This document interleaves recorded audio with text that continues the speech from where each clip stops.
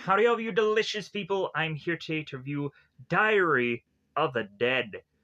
So, I went on to want to find another zombie film, but I needed to find one that was actually really unique. And so I stumbled upon this movie and I'm like, okay, found footage, a road trip kind of zombie apocalypse film.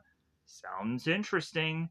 So, and immediately when I was to go on and actually be interested also in this film is just the fact of the matter of it is, I was to have gone on and watched Power Rangers SPD, and the character who is Sky in that show is played by Chris, and coincidentally, Chris is also in this film as a character called Gordo, and that was my fascination also by this film. I'm like, all right, like I know one or two of these actors. Yeah, that's great because also the character that plays Mary in this movie also had played She-Hulk in the She-Hulk thing. So I'm like, okay, great, she's in this too.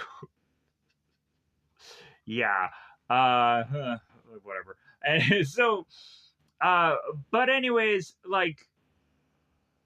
but her performance was great for what she was really in the film for.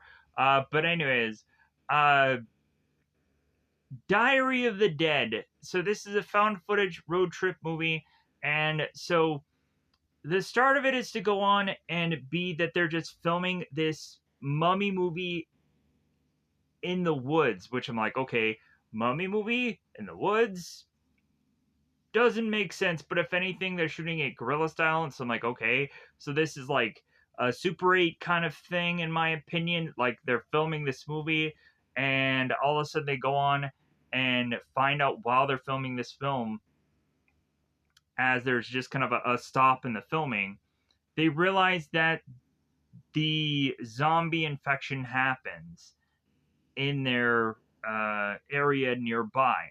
So they all decide to just kind of stop filming for the rest of the night and to make their way uh, to their dorms or to their homes or to whichever is to go on and be logically nearby. So, because these are all college students, and a professor Maxwell is to go on and be with them, and he is to be the only one with actually combat experience within the whole rest of this group here. And for some odd reason, he just decides to just continue to just be with this group because I guess he doesn't have a wife, kid, nothing. Like this professor just I guess just has his schooling, and that's about it. It seems that's just kind of sad. But anyways, so we have this film where at first, uh, so this group gets together and they need to road trip people to make their way to their individual homes, and so we would go on and then have this road trip with zombies happening, and while these people are to go on and be going through this road trip, they start to see these wrenches being thrown at them, metaphorically through, metaphorically, of course, through problems within the road, problems with them finding these these people who are kind of scavenging for these resources, and also finding the military and thinking like, oh yeah, like the military, like hey, our day is saved. Yeah, not so much. And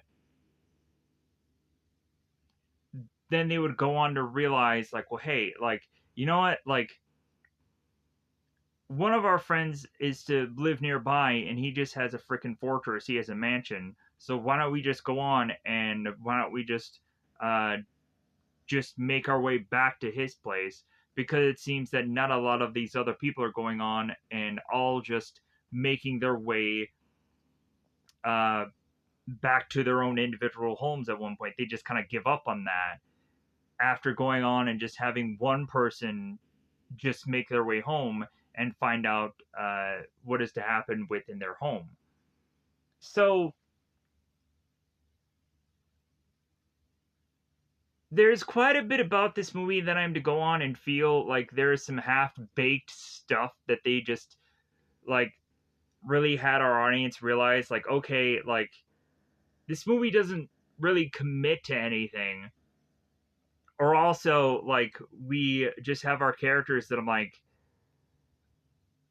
man, like have these people not slept in like days? Because in my opinion, like we have Elliot at one point who is to just kind of stop the RV and say that it's like 3 o'clock, that maybe they should just kind of stop the car and just gonna pull things over. And I'm like, yeah, like how long have these people been on this road trip at this point? And then also, like the thing that actually doesn't make sense to me is we have Ridley, the guy who's in the mummy costume, and he is to live in a house nearby. He's the guy with the mansion, the fortress, and whatever. And so this guy is to go on and in the beginning of this film be in the mummy costume, and bizarrely when we see him later on when they make their way back to his place, he's still wearing the mummy costume. Like, I get it. A mummy costume is just a cool visual for this film, and it makes all the sense in the world for this guy to still be wearing it just because it looks cool. But logically, I'm just like, wouldn't that costume be uncomfortable? How long has this guy been wearing this mummy costume? Like, I know maybe with what has been going on in Ridley's life, maybe he is to actually go on and not realize he was to even go on and have it on because of all the that he was doing. But like with all the crazy that he really had also been doing, like why isn't that costume one more bloody, or two, like why is he just still wearing the costume? But anyways, uh, I think a lot of people would probably poke holes in this as well as I would. People would realize how much this movie, like, logically probably doesn't work.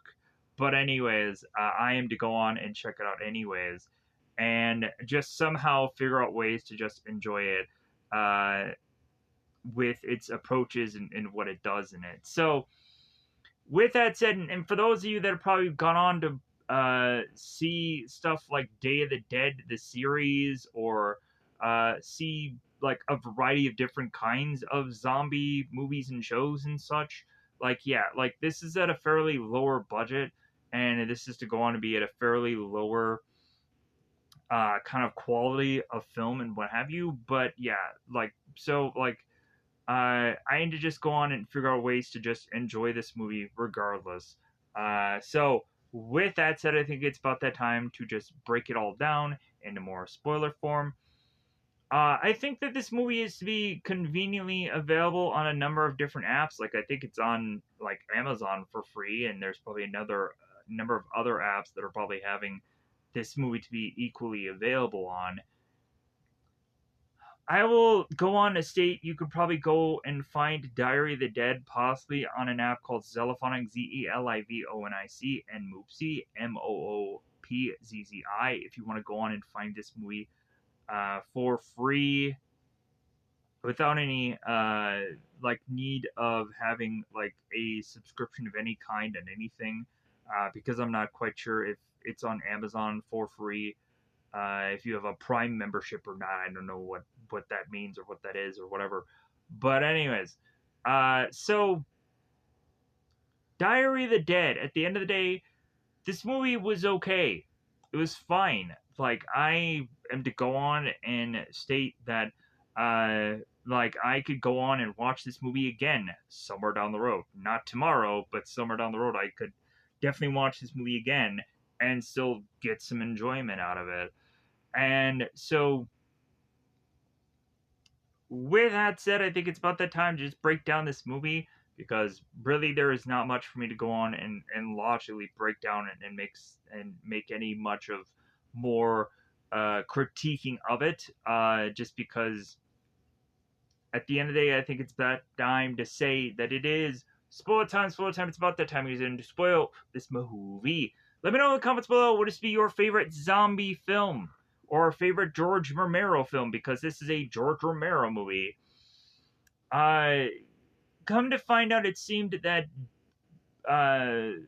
George Romero just wanted to just kind of make this movie kind of in a much more smaller scale, and it seemed that they were pushing him to make it a much more bigger budgeted film. It is kind of really rather interesting if you look at IMDb. Supposedly, the voices that are to be placed somewhere within this movie that are actually of like big heavy hitter actors and whatever that lent their voice under this film, like Quentin Tarantino's and like all these kind of big name directors and actors and what have you that just kind of did these little snippets in this film of these reporters doing these voices and so on and so forth. So if you're to go on and be watching through this movie and be like, oh my god, that's Aliso del Toro and this and that, and you're just kind of hearing all these voices and you're immediately connecting to all of them about these big, huge, lavish stars. So, anyways, with that said, it's about that time to go on and break down this movie. So let's pause this here so I can get out on my cast list. And whenever I insist to help me go on and figure out how to break down this film, let me know what is going to be your favorite zombie apocalypse, post apocalypse, whatever dystopian future, whatever goofy theme that is to be like, hey, the world has gone to crap, so we might as well talk about that in a way of which that is to be in a film or a show or whatever. Because at the end of the day, maybe I will go on and say, wow, that sounds actually like a cool piece of content. Maybe I may go on and review it in the future. Who knows? But also, justify that I may otherwise want to just find something to go on and be just very creative, and maybe that'll end up being something that you talk about within the comments section down below. And I may go on and respond to it because I usually respond to everybody most of the time, unless it's gibberish or something that I can't actually respond to. But anyways, because there are to go on and be quite obviously a wide range of people who are going on and commenting at some points in these videos. If you want to comment gibberish, it helps the video out anyways. It does. So anyways, let's go on. Let's get to full on spoilers because I've milked this out as long as I could possibly think of. Because logically, I don't care. I don't care. I just love to talk. I just love to hear this flapping of mouth. So with that said, let's pause here and let's get on to the mouth part that I have to strenuously work out the most, which is talking about this whole entire film. So let's pause here. Let's get all the stuff that I need to get out, and let's do this. All right, spoilers. So the very beginning of this, we go on to have them focus on this news report that our main character Deb ends up stating, or Deborah ends up stating that supposedly the news had cut out bits and pieces of this coverage of this event that some cameraman had gone on to tape here. So within this home, there had been a guy who had gone on to pull a gun on his entire family and then himself, but come to find out, there probably was an actual reasoning for that occurring. Because maybe this person had gone on to have his family turn zombie on him, and so he tried to defend himself, and then as he may or may not have gone on to, there's a lot of speculation here, I have no idea, like he may have just decided that he couldn't pull the trigger, and so he pulled the trigger upon himself. So who knows? But anyways,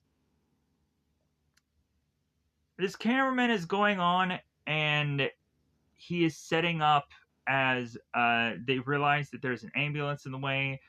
At some point, the cameramen are desperately trying to have this ambulance like kind of adjust to a certain way out of the shot. So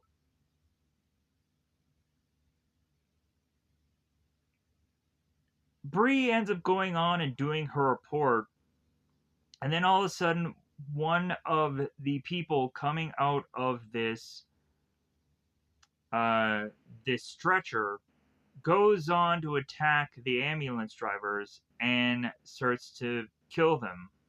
And so that all of a sudden has all of the dead people start to come out of their stretchers and start to attack people. I don't know how this whole patient zero thing was to happen, but it seems that they're stating within this movie that it seems that this was like the first ever occurrence of this happening on television somewhere. So we have to assume that this is some kind of patient zero, but maybe not the definitive patient zero thing. We don't know. So they don't really explain how the zombie outbreak occurred. They don't say mad cow disease. They don't say anything like that. No, it's just they just show so what ends up happening is this one ambulance uh what is it called?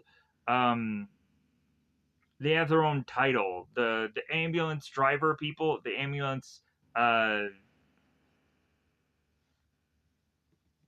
paramedic. Yeah, that's the word. Paramedic. We have at one point a paramedic goes on and boots the zombie in the face. I'm like, all right. And so the cops who are going on and being kind of someone across the street here, they whip out their guns and start blasting into this guy and kill him. So we also come to find that like the zombies are starting to infect people, and it even has us realize that the news reporter had gotten on to be bitten in the neck, and the cameraman is grabbing her as the camera is still there because I'm sure it's on a tripod. So like we get to see the reporter kind of fall down to the ground, and so just chaos is ensuing here. Rioting is or looting is going on, looting, not rioting. Um, and I'm sure martial laws is happening, and like they just bizarrely just have a number of just rando clips here that don't exactly attach to what exactly is going on, but they just need some kind of filler content at some points, I guess. But so Deborah is to go on and state that that the guy that she had gone on and been with, who I believe is named Jason here, is to have wanted to go on and put this whole film together, and she ended up with it. Let's just say, because obviously spoilers. But so Deborah's to go on and to have decided to want to put together this film, and weirdly, the title of it is to be called "The Death of Death," but that's not what this actual movie's called. So maybe in some bizarrish way. Like, I'm assuming they were always thinking about calling this movie Diary of the Dead, because if they were just going to call it The Death of Death, that would have been the stupidest title. But that's what they end up just calling it. But they state that it's a film by Jason Creed. So this whole coverage of thing is to all have been by Jason, uh, as they're giving him credit, even though foreshadowing to what's going on in this film. So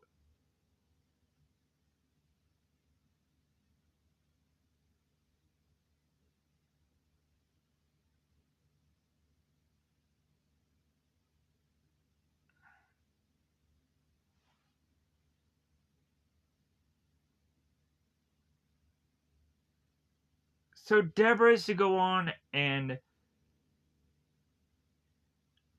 show here on her laptop that she's like editing this and trying to figure out ways to scare people through this film. and showcasing the cameras that they were to go on and use in this film, and so on and so forth. So yeah, so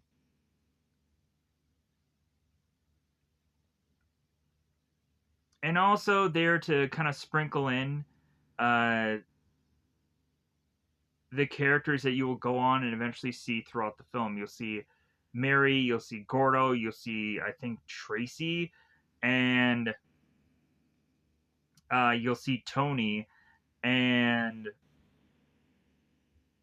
then you'll see Jason looking at himself in the mirror, uh, and that'll happen kind of later in the movie. So now back to October 24th, 11 p.m. Not quite sure how they or why they decided to go on.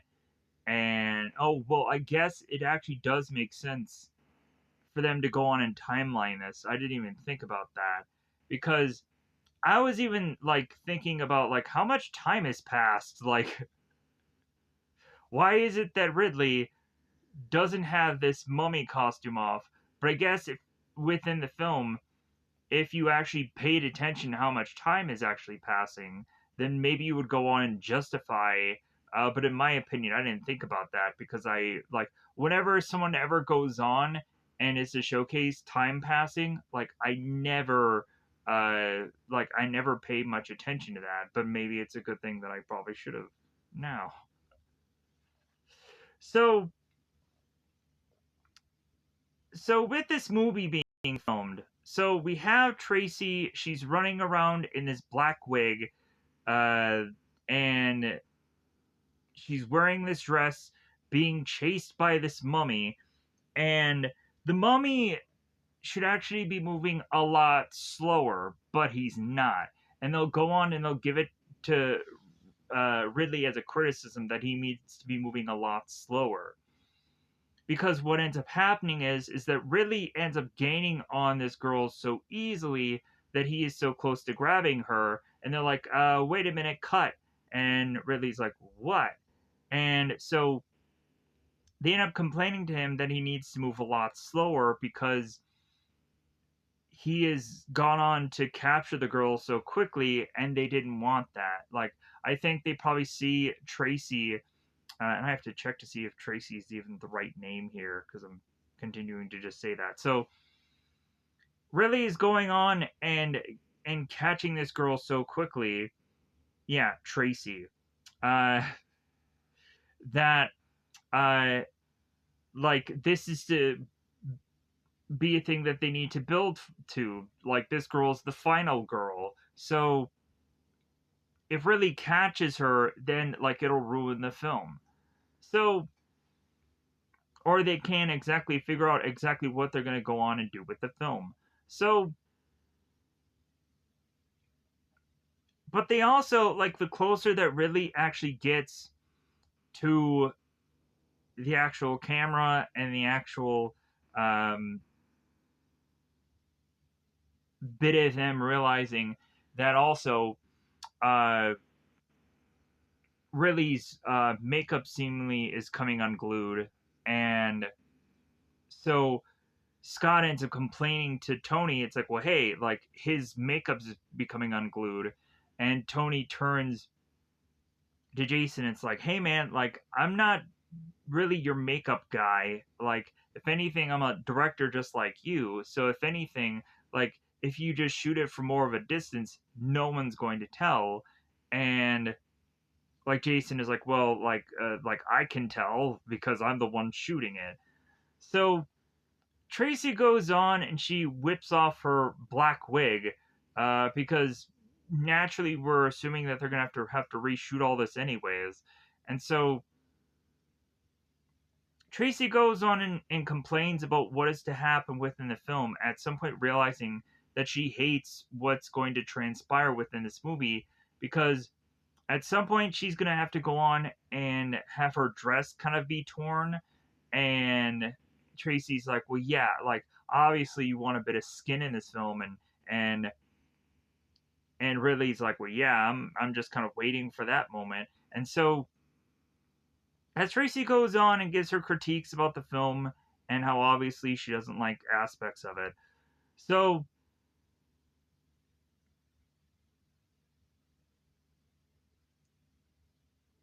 they go on and they break down how they've kind of wasted too many days trying to shoot this movie, and they're hoping that like this is a movie that they're not obviously getting any kind of pay for. And Professor Maxwell, who's going on and being with them, is stating, "Hey, like I'll go on and I'll give you guys school credit for filming this, so don't worry about that. So at least you guys will get something out of this." And he's saying like you guys will all get five credits each, and like that is to go on and be my pledge. So because Maxwell believes in Jason here. Like he believes that he has some kind of vision and that it's not just him just trying to make a scary movie here. So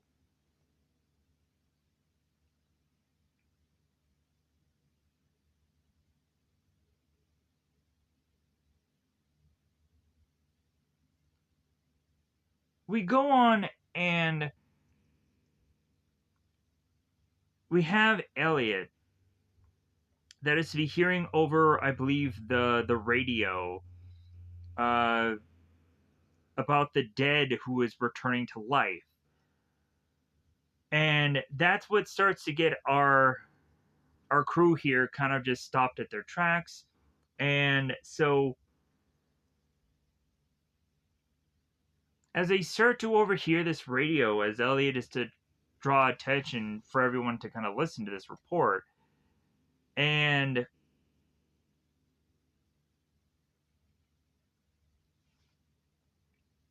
we have Tony that is adjusting uh, Ridley's makeup, but it'll eventually go on to be a waste for that. So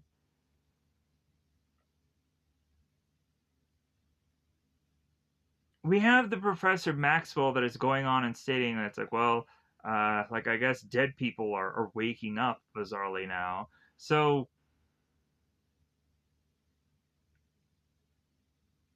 here's where we start to have dissension in the crew, and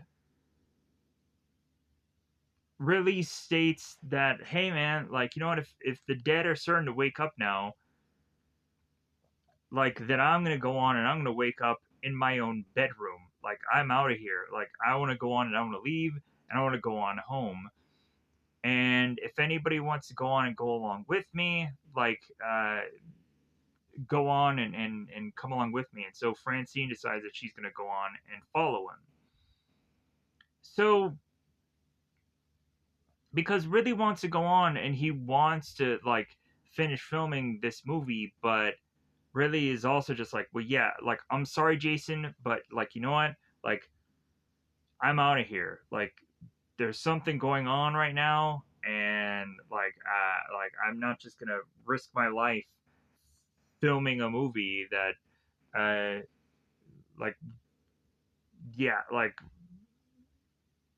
we really have to go on and decide what is to be more important in life. So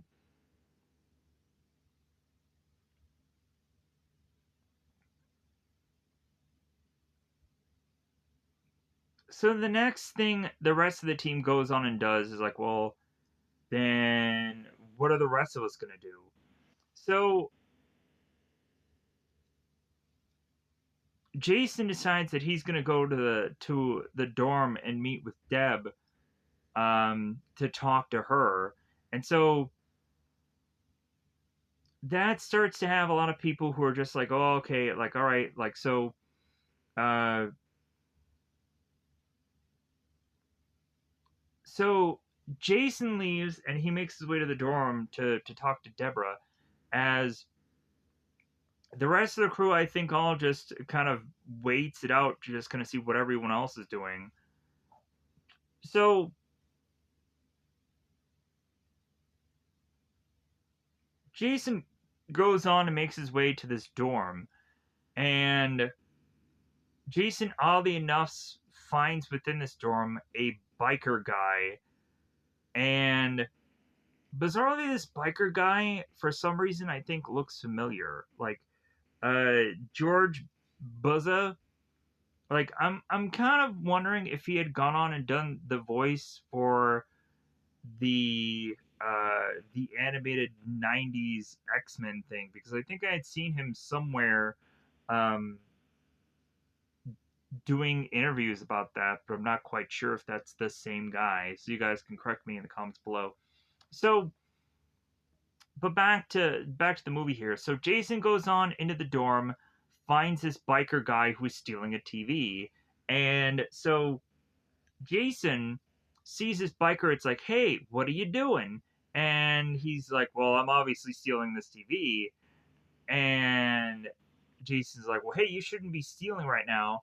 And the biker guy looks at Jason's like, well, what are you doing? Like, you're here, like, in a women's dorm. Like, and so this biker guy yells for security, and then he runs off with the TV. So Jason forgets about the biker because it's like, well, like, he's looting. Who cares? So Jason continues on to make his way to meet up with Deb. And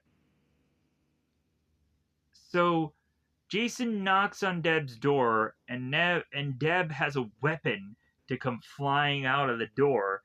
And Jason's like, "What the heck? It's me, Deb." And she's like, "Oh, okay, all right, I didn't know." So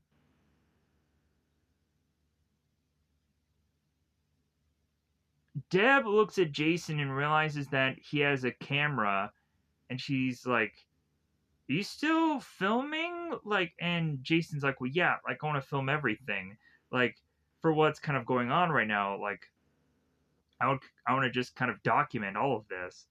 So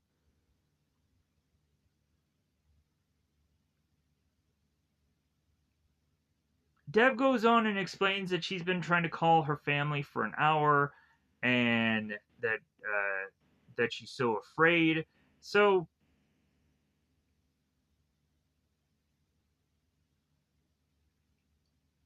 and it seems that Deborah is not getting much an answer from home. So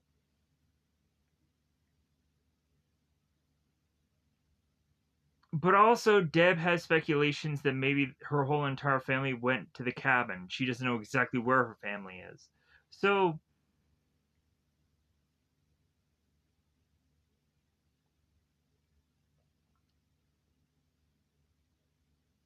so eventually they go on, and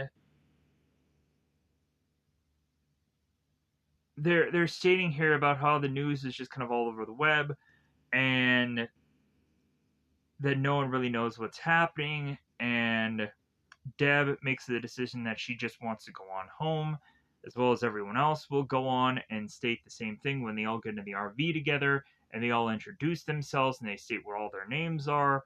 So,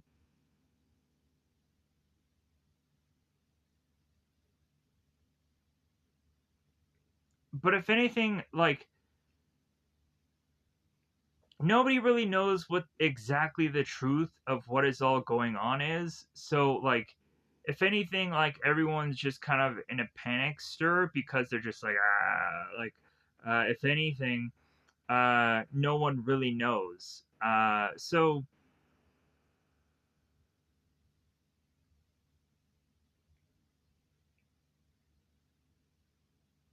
So Deb and Jason make their way to this RV, and that's when everybody starts to pack into the RV. The filming crew, Deb, Jason, everyone. So I don't know where Mary comes from. Like, all of a sudden she's just in the RV, and I was like, okay, where was she in the filming part of this movie? Like, it just seems that she's just here now in this RV. I guess she's just the driver, I guess. So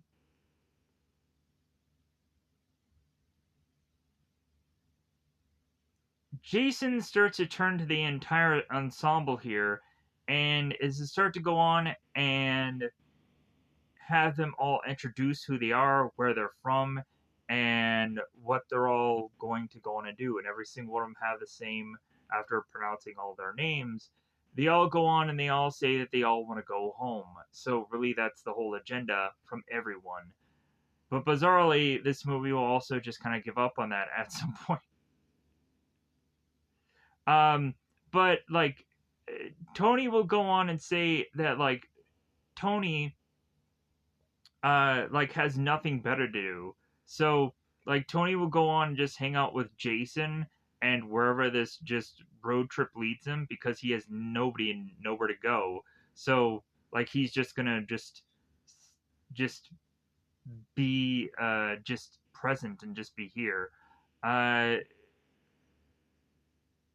Professor Maxwell I think is just kind of the same guy. Uh because he seemingly has no attachment to anything anywhere. But anyways, so but everyone else wants to go on home. So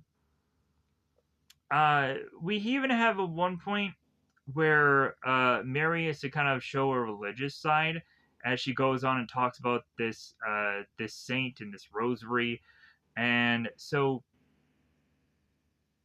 they end up tuning into the telly that the RV has, and so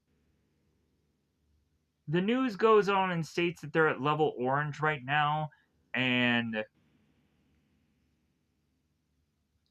that this is to not actually go on and be any kind of terrorist attack, that it's just some isolated incidences that seemingly starting to stock or start to pile up to eventually be this whole huge uh, epidemic or crisis like event.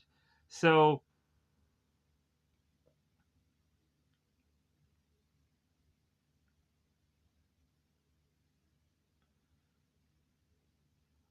we would all go on to see at one point also that Tracy, if these guys would go on and have cameras, Tracy is to have her own phone that ends up having some kind of camera film like thing to it. It's like, well, yeah, like that makes a lot of sense now to just kind of go into like the realms of different kinds of just footage and stuff that they can go on and do here. So it's also kind of funny how Tracy used to talk about Texas and that no one should mess with Texas. That's kind of just funny. So Tracy and Gordo, they end up kissing here, and like Gordo is to state that the two of them are gonna end up together, and Tracy's like, well, I don't know about that, and like that is probably either be a foreshadowing of the movie or just be like, well, like not everyone stays together forever. But anyways, so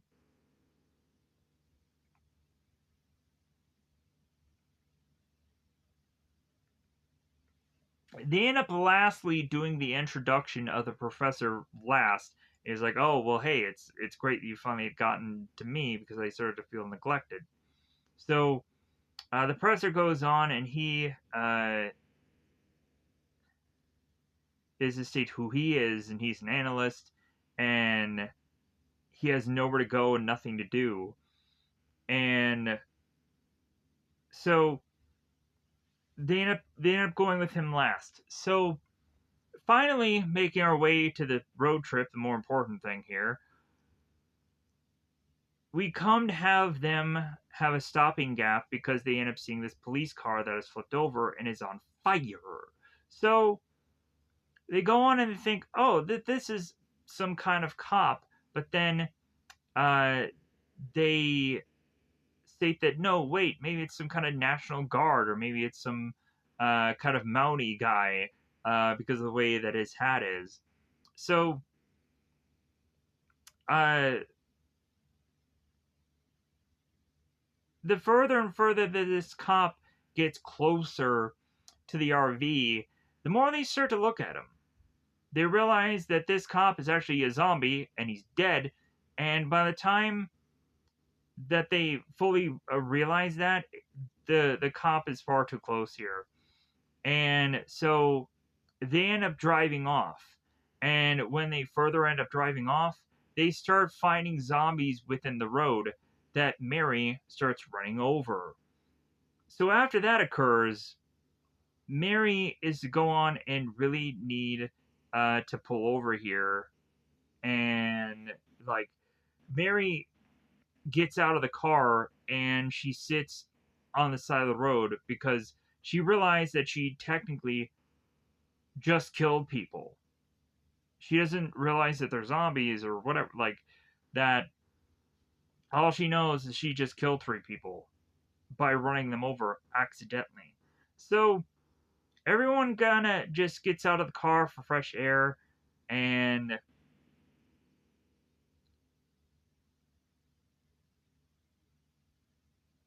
so eventually what transpires with them going on and just kind of being outside and just kind of talking things out, eventually they realize that Mary is to shoot herself in the head because she had her own gun.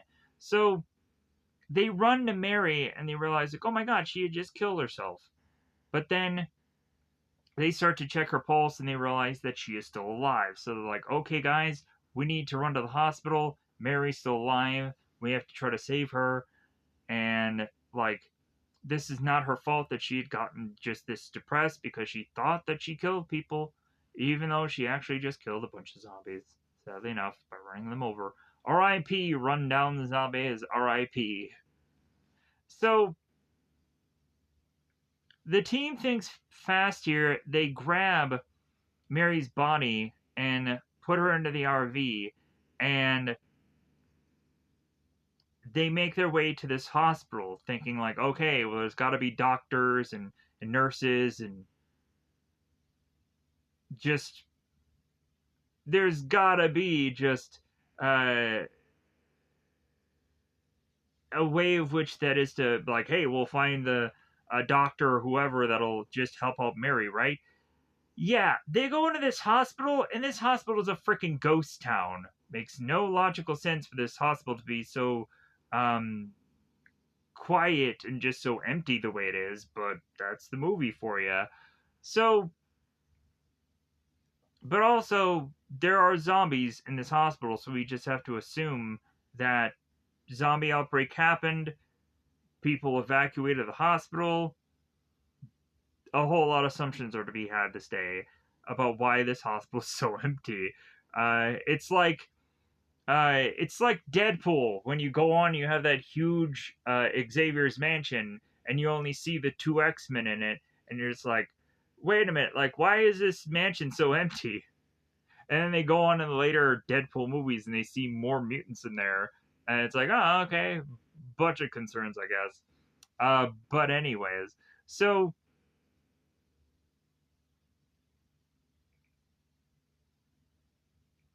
they go on and they put Mary in this wheelchair at some point. But so Gordo ends up going on to finding this hospital's desk, and he's kind of listening into the radio as there seems to be an outbreak and there's shots fired and people are getting killed. So they realize over the radio that they're overhearing just chaos ensue, and so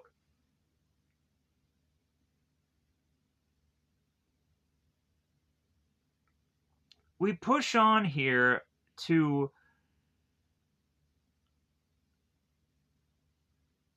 hope that these people are going to find some doctor within this hospital. And as they push their way through this hospital, they go on and they see some movement, assuming that some doctor is seemingly alive. And so they go on to make sounds to alert this person of making the way to them, hoping that Mary will receive help, and come to find out this uh, person who is within this curtain is actually a zombie who is a doctor. So Gordo has a gun. Gordo whips out the gun, fires onto the doctor, And I think he ends up taking a couple shots, and they're like, hey, try the head. It's a zombie. Try the head.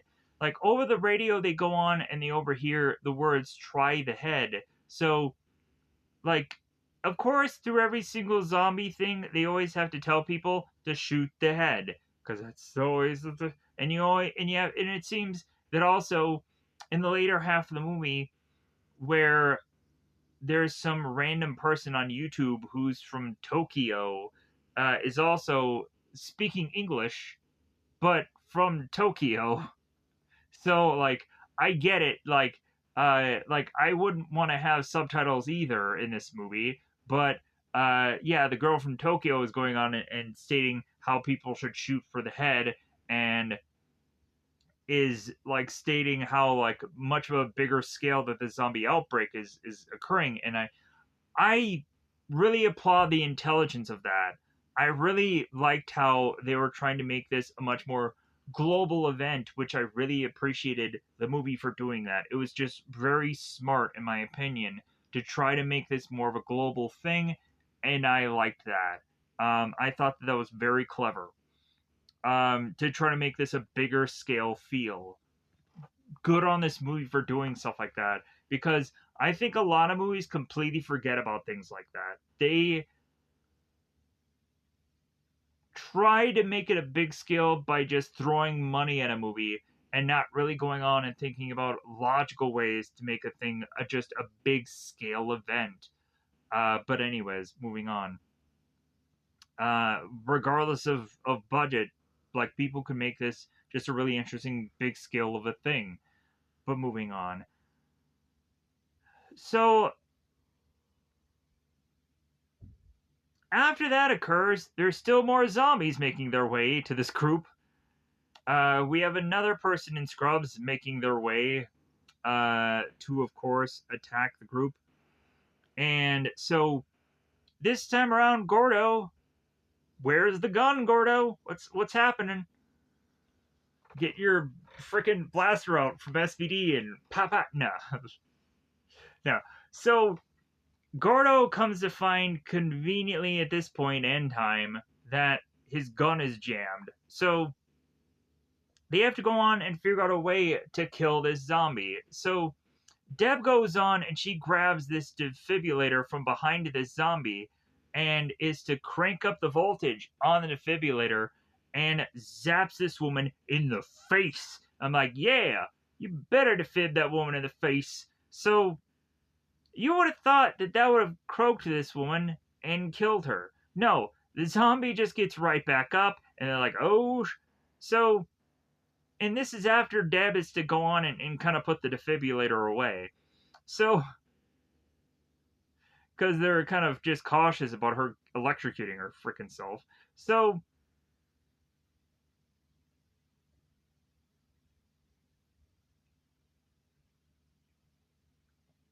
we do go on and we have Gordo, like the gun can fire, and so he shoots the woman zombie and shoots her in the head. I think there ends up being a third zombie of the zombie that's on the bed, but I think that happens just a little bit later here. So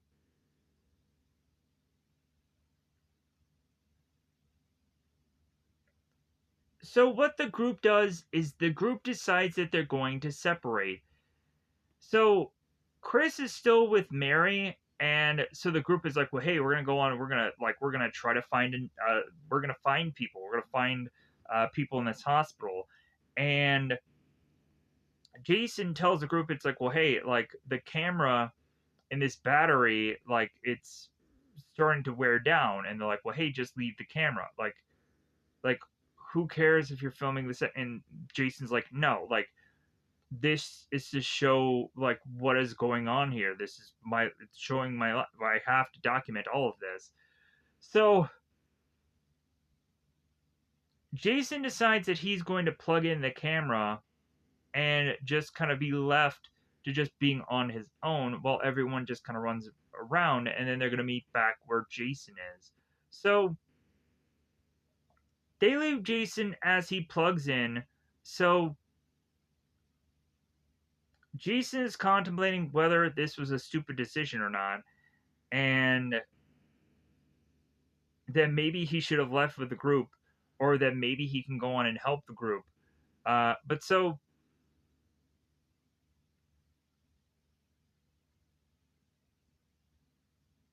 Jason is to also go on and apologize to Mary and look at the dead zombies to make sure they're dead. And so we also have at one point where Mary's eyes open. Kind of a little scary there. So we finally have Deb that re enters into the frame here. And Deb then has to go on and explain to Jason what had happened to her, why she now has blood on her chest, and she has to go on and explain that a zombie had attacked her. And so Deb has to go on and explain to Jason the zombie attack and how she had screamed, and she goes on and screams again exactly like she did before, because Deb is like, "Yeah, Jason, I'm sure you would love this whole story for your camera." And like Deb is very condescending to Jason because he's filming all this, and that like he thinks that this is all going to be good for this whole thing that he's putting together, this footage of crap that he's so she's condescendingly like very negative against Jason filming all this, but she's giving him what he wants. So also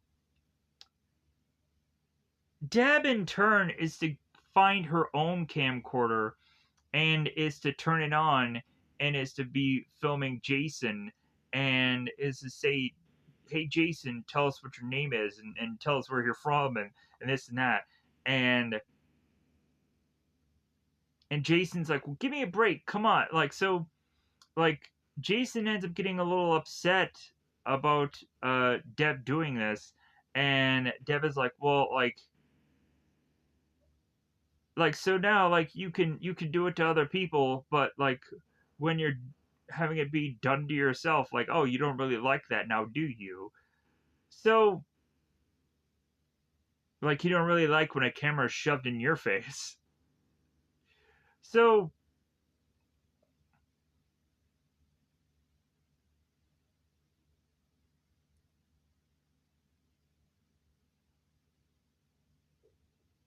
we go on here, and the rest of the group joins back uh with Deb and them. And so here's where we get the zombie that comes off the bed, and he's making his way to the group here. Gordo comes back in with gun and fires. And so Gordo turns and states how he has killed multiple people at this point now, and he's done it in only like the last half hour. So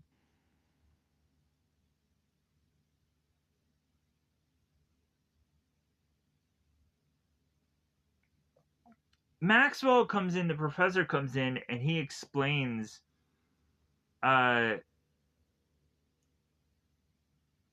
how he used to be in the military. He used to be in the war, and he states like it came easy too, didn't it? And he says like, yeah, I remember the war times, killing was easy, especially when you don't have to do anything of it. Uh, so and then like Maxwell turns to Jason with the camera, and he's like, "Well, yeah, there's always going to be people like you making some sort of diary." Uh, and Jason turns to Maxwell. It's like, "Well, wait a minute. Like, you're the one who put the camera in my hands," and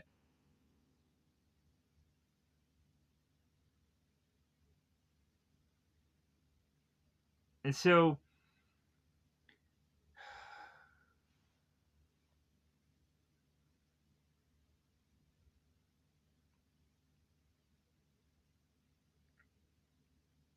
they go on and look at Mary.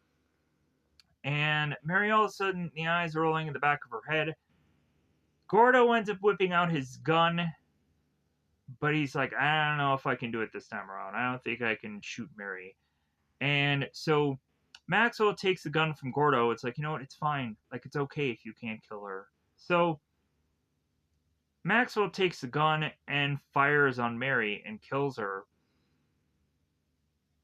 And so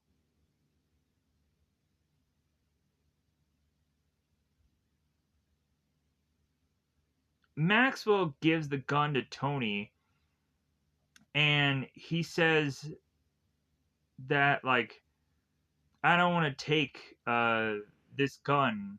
It's too easy. It's too easy to kill. Like, we'll come to find that, like, Maxwell doesn't like guns just because it just makes it just far too easy to just kill more. So at some point Maxwell will go on, he'll find like a bow and arrow, and like he'll like it a lot more. It seems um like better for him to do something like that. And then also it seems bizarrely that Maxwell is to actually be good at it. So luckily for that, right? So they make their way out of this hospital after they realize there's no reason for them to logically be here at this point. You would honestly think logically in this film that, like, if they realize that this whole hospital is like a ghost town, you would have thought that they would have made their way to, like, to find vending machines or lunch food, or something like that, some kind of room where there's just a bunch of vending machines, and just break all those, and just steal a bunch of junk in there. And you would think they would be trying to get like duffel bags, and like, if at this point, yeah, you may go on and realize that these people are like, hey man, like, they don't know what this world is like. They don't want to go on and try to steal and then get arrested for this. But if anything, honestly, getting arrested would be a good thing, because they would be in a prison where, how rare is it would be that, like, one, they would be in a police station, which they would end up getting protected. But then not only, yeah, like, so prison would actually be a godsend. Um, but anyways, so yeah, so loot, uh, get those vending machine things. Might as well. Make sure you have definitely enough food, but eventually they'll go on and they'll lose all of their resources anyways. But still. So as they make their way out of this hospital, we all of a sudden come to find that a random zombie is to be walking behind Gordo, and Jason barely realizes it, and obviously Gordo doesn't realize it because he's just continuing just walking forward.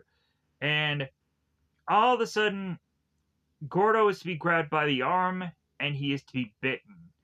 Come to find out, once you get bitten by a zombie, you get X number of hours, and you die, and then you turn. That's what happens. Zombie apocalypse. But so, Gordo ends up getting bitten in the arm, and so what ends up happening is Gordo, because he's such a muscular man, Gordo is such a muscular man. Gordo thrusts this zombie away from him, and uh,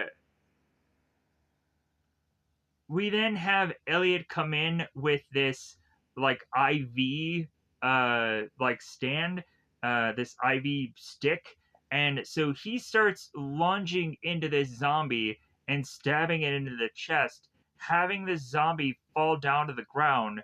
And so it's like, Elliot, I think, just wanted to knock the zombie down, so that way the zombie would be least likely to attack him. I know a lot of people are probably thinking, like, dude, like, why is he stabbing him in the chest? That makes no sense. Like, I think because of how big this zombie was, that Elliot just wanted a way to just have this guy be driven down to the ground and then stab him in the head with this IV thing, as well as also, like, the instrument that he's going on and using, it's very awkward. So like reasonably, like I don't think that this could go on to be easily such a way that this guy could go on and quickly take out this man. Uh, so like he needed some prep time to kind of have his zombie down on the ground and then stab him in the head. But he does so. So Tracy runs to Gordo and Gordo explains it hurts. Bite. He's already slowly but surely turning into a zombie as far as dialogue is concerned, anyways. Uh, it hurts. Bite. Okay?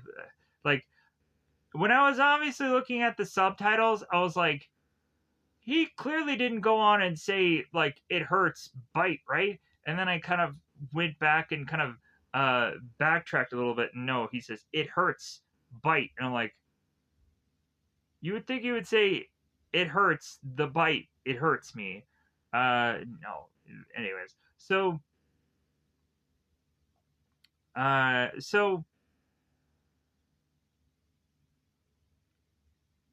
Deb is going on and filming what has happened with Gordo here, and is to get too emotional because this is starting to happen to her friends, and so Deb goes on and is to give this camera off to Maxwell, and she goes on and steals the line from Maxwell. That bit, like, seriously, you're stealing a line from Maxwell.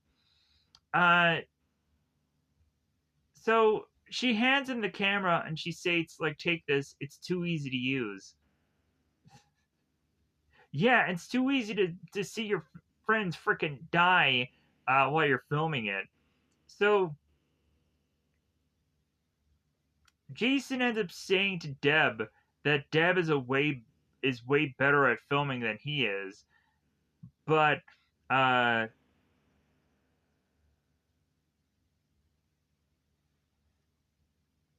but Deb states it. It's like, well, that's why I didn't want to do this. Like uh, that's why I want to go on and I want to stop before I become you, Jason, who's filming everything.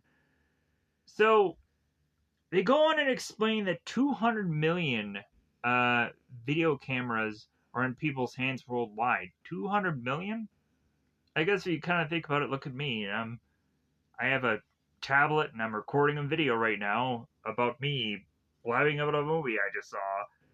Yeah. So, but at least I'm not a podcaster. Yeah. My parents have no idea what I do. They just state that I'm a podcaster, and I always have to correct them. I'm like, I don't feel like I'm a podcaster at all. Like, if anything, I just do movie and show reviews. That to me, not a podcast. But if anything, people who are a podcast, that's okay. Like, and also, like, I don't feel that I'm better by better than anybody uh saying that I have a certain niche thing I'm doing. No, like if anything, like I think a lot of people probably go on and correct me, like, well, technically you are a podcast, but you're just doing movies and shows. Yeah, like yeah, but I have a more niche thing. I feel myself being just a reviewer. But anyways, um, but it's like the funny thing of it is yeah, like I have corrected my parents so often about, like, no, I don't, like, I'm not a podcaster. You don't even know what I do, and I have to correct them so many freaking times at this point, and they still just say the same thing over and over again.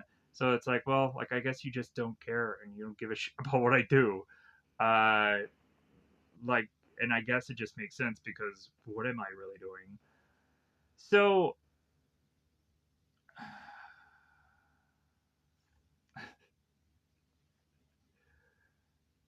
but at least somehow, in some ways, my parents do technically support me, but probably not what I'm really doing here. So that is what it is. So, uh, but it just gets like it just gets really annoying when you have to explain people what you're doing. It is really annoying, but I think that happens a lot. You get probably the most famous YouTubers, and they have to go on and explain to other people, like what they do for a living, and like a lot of people always get that question, like, well, hey, like if I wanted to become successful at this, which don't ask me, but ask other people who are actually legitimately successful, what they do, like they end up getting that question answered to them like a bajillion times, and everyone has a different answer, and none of them are to be correct. Absolutely none of them. Even if they strategically can give you a breakdown of how exactly to become success, yeah, like it's all about whatever your niche is, and their niche and your niche are not the same. But anyways, I'm not going to tell anybody how to be successful on YouTube. How to be successful on YouTube is do a video, and you'll probably be attractive, good looking, or any number of things better than me. So maybe that's some kind of answer. But anyways, moving on. So I'm sure, considering we're an hour in, there's probably a number of people that probably aren't watching this at any point anyway. So I can just go blab about whatever my woes are and day to day things, because it doesn't matter. Uh, anyways, October 25th, 7 a.m. So a whole bit of night has passed now, about seemingly uh, almost close to uh, 12 hours has passed now, and none of these people have really slept. So they go on and they bury Mary here, and Gordo has now been dead and on the ground here, and Tracy doesn't exactly want to go on and have Gordo be shot in the head, because she's possibly hoping that this zombie bite doesn't lead to him becoming a actual zombie, that maybe there's a possibility that he just doesn't become one. So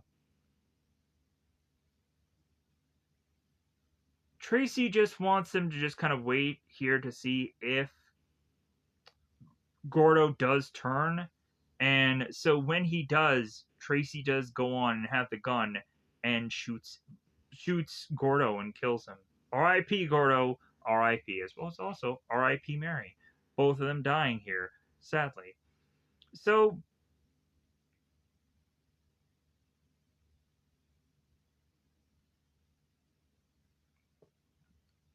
again, more of our focus of our characters are still them trying to get home here.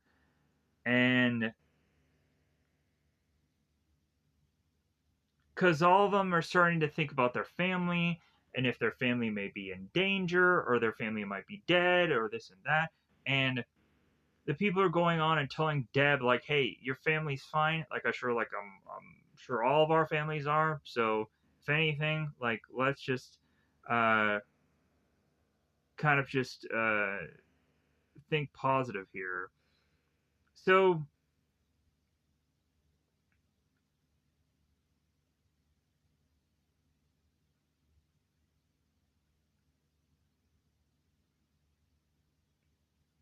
we go and have more stock footage here, as well as also at one point, like, here's something really gruesome. Like, there's a part that ends up happening that's really gruesome by the end of this movie, but they end up showing this here. So someone is going on and driving over a bridge, and there's this person who has gone on to like hang themselves, and I'm like, man, that's pretty brutal. Uh, but they're stating about how this is some sort of Armageddon, and so on and so forth. So whoever the news reporters are, the news coverages, they're going on and they're talking about this crisis and the violence and the looting and the killing that has occurred, and this is happening through all the major cities and so on and so forth. So back with the group here. So we have the RV, and they realize that there is a problem with the gas pump and or the gas line, whatever. There's something wrong with the RV and they need to repair it. And I'm like, you know what? When you honestly look at this, like to me, if you look at this, this looks very similar to like the Walking Dead show. If you really think about it, I'm kind of curious if Robert Kirkman stole anything from any of George Romero's movies, or I'm just kind of curious when The Walking Dead came out and when this movie came out, whatever. Um, that may be that Robert Kirkman probably stole some from this movie or any number of George Romero things, and no one caught on. But anyways, because also within Walking Dead, there's the episode where the RV has a problem with its gas line. So they kind of had to leave the RV to just try to find a replacement of this gas line. So and like I think they had to like all like separate at a really bad time. But anyways, um, and I think this is where one of the people has like a baby, and so yeah, correct me if I'm wrong here. Maybe that happens way earlier in Walking Dead, but you guys can correct me in the comments below. Because a lot of people probably know or remember Walking Dead, but this specifically, this reminds me of like very early Walking Dead with the whole RV thing and the eventually the gas line. Anyways, moving on here. So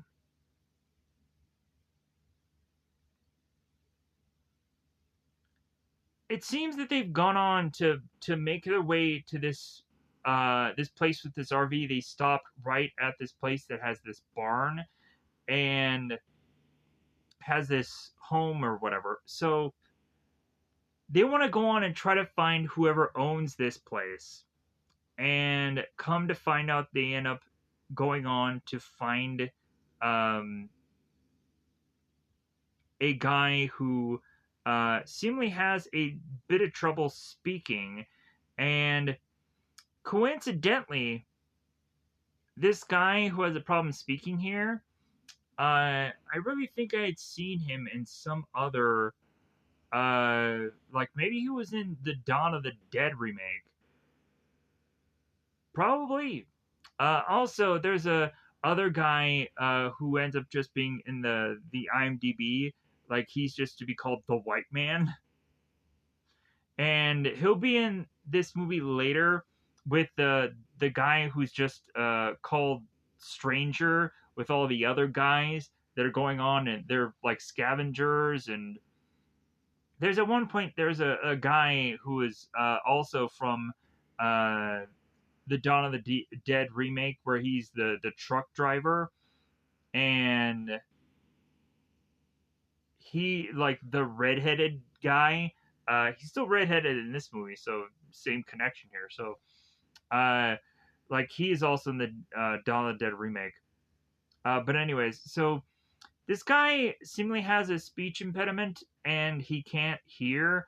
So he goes on and he just writes everything uh, down on this chalkboard because I think he's deaf and he can't actually really actually talk here. So I say speech impediment because he said something and they kind of vaguely can understand what he had said, but he just starts to write everything on this chalkboard. And we're like, oh, okay, cool. So uh, so they go on and explain to him how they need this gas pipe, and so he goes on. The guy who's having the chalkboard, he writes that he's Amish, and so like if they can go on and find some kind of replacement within these barns or within this farmland to just find this replacement, then good on them. But like this guy is Amish, so they probably won't have like a gas line just available here. So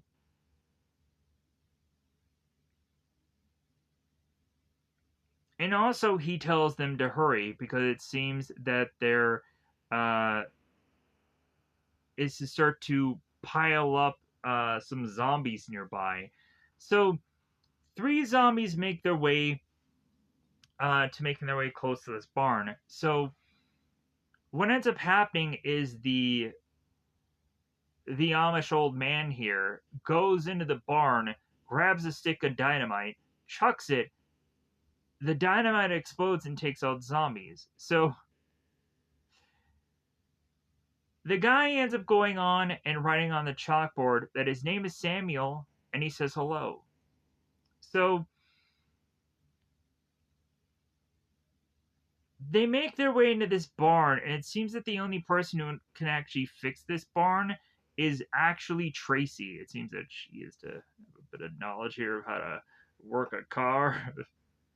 I would have no idea, so it's a good thing that Tracy has this bit of knowledge. Then also, like, I guess we have to stereotypically that say that she's a Texan, so whatever that means, I don't know.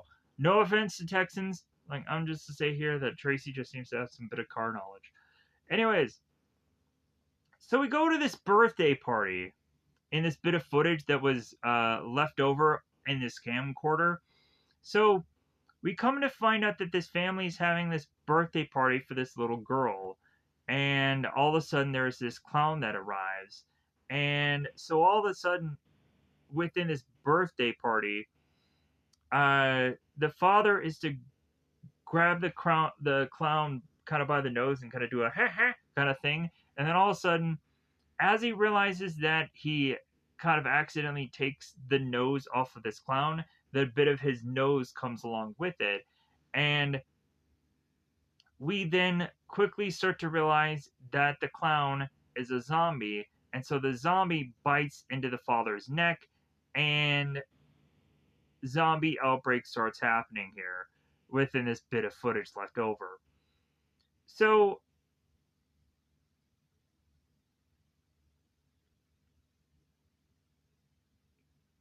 the guys start to realize that more and more zombies are starting to make their way to this barn.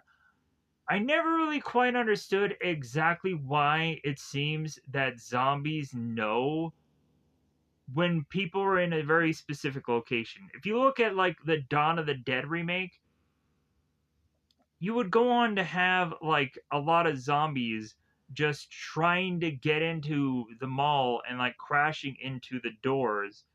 And I just don't quite get exactly how the zombies can find these people. Are there noises that keep occurring in the mall? Is it to just go on and be that like the zombies have this just absurd sense for smelling that they can find people regardless of like that's the one thing that I would want to figure out how exactly zombies can so easily be able to go on and just find people. We have to assume also within this movie, maybe it was the dynamite sound that alerted more zombies to this area, and that's what probably works for this movie. But I'm saying in a number of other environments or situations, how exactly do zombies go on and just find people regardless of where they are? It seems that the zombies are like Baskin Robbins and they always find out or they always know. So we go on here and like zombies are trying to make their way into this barn. So Samuel, the Amish dude, is to go on and put on his chalkboard back door. So Samuel is running back to the back of the barn as people are going along with him. I think Deb and Tony are making their way with him because, again, there has to be somebody with a camcorder here filming this. So Tracy's going on and she's fixing the gas line here. So Samuel goes on and finds the back door seemingly open. I don't know what it is with all these people. They always like to just keep all these doors open. Like, we also have the group that goes on to complain to Ridley about how his front door is just wide open. And Ridley's like, well, yeah, I didn't think about it. And, like, I was kind of dealing with a lot. So I guess just bizarrely, I just didn't think about keeping the front door open or closed or not. and maybe he thought he closed it, but maybe it wasn't open, maybe it wasn't closed all the way. So he just, anyways. So, and probably also when you think that the world is probably ending, maybe your front door being locked or not is not probably a pressing matter in your brain. But anyways, so Samuel's going on and putting a bunch of wood, trying to have this door definitely be locked as best as they can. So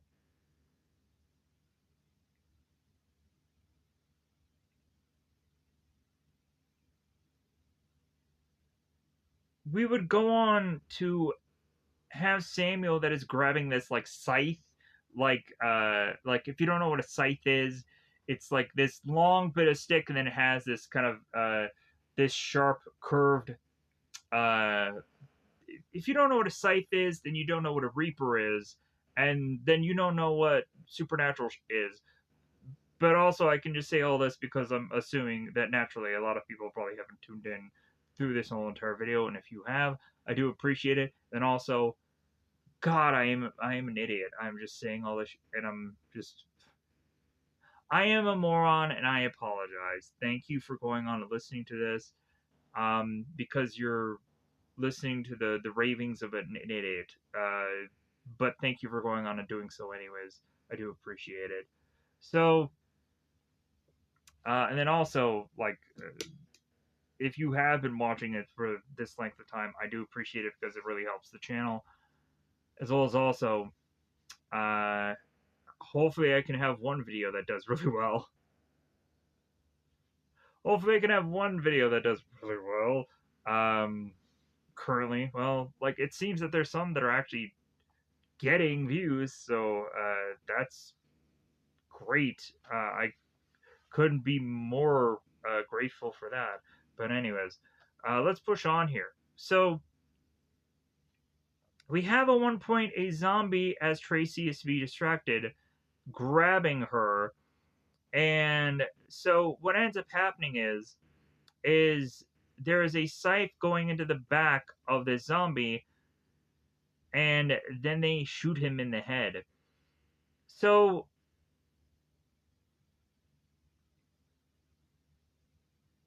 the people are getting back into the RV as Samuel and I think Tony are opening the doors for them to get the heck out of there. So what happens is that Tony ends up getting in the car, but Samuel, sadly enough, ends up getting grabbed by a zombie and ends up getting uh, just munched on his neck. So Samuel, because he still has his scythe with him, he jabs this scythe into his head. So this scythe not only goes through his own head, but then goes through the zombie that is behind him. And so, double kill here. It would have been more effective for them to go on and technically have that scythe with as a weapon, but oh well, that's just too bad, so sad. So they try as best they can to just mow down these zombies to just get the heck out of there. So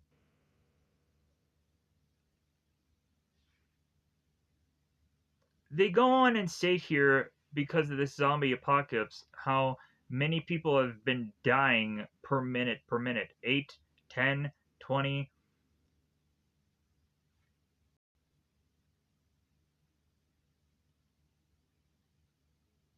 And that is to probably be on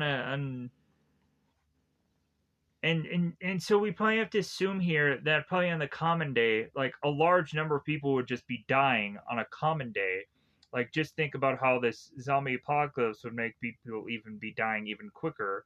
That maybe uh, 5 times the normal amount, or maybe even hundreds of times the normal amount because of zombie apocalypse, and that the dead will walk. So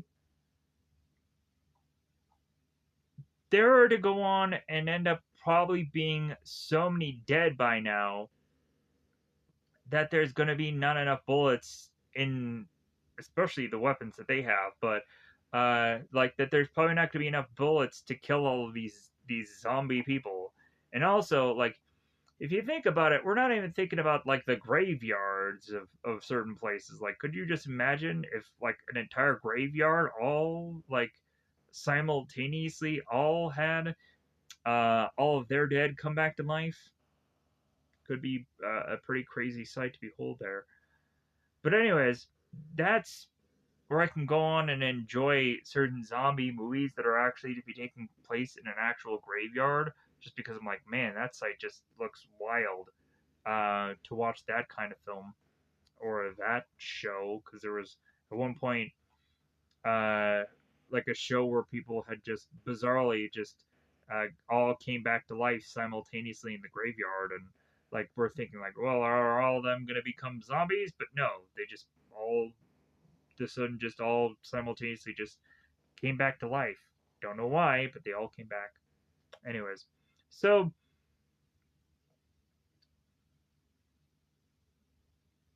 the plan is to go on and make their way to a spot where they can go on and get resources. So they want to go on and make their way to a gas station to get gas and get food and stuff. So, because obviously, like, they're going to end up just on this RV for a very long time now. So, here's where we go on and meet up with the stranger or stranger, as they have him on IMDb. They don't have a description like this guy is like I don't want to be insensitive to any race, so I'm just to go on and say that this guy is to go on and have a gun and black hoodie and so on and so forth. And yeah, like so stranger is to go on and meet with the group here and say that his weapon is much more substantial than the one uh, pistol that they are to go on and have. But then also, the stranger is not to be alone. He has a number of people with substantial amount of guns. So they put their guns down. So the stranger forces this group to go on and follow them to their hideout. So it seems that the stranger against this group is to be seemingly a nice guy.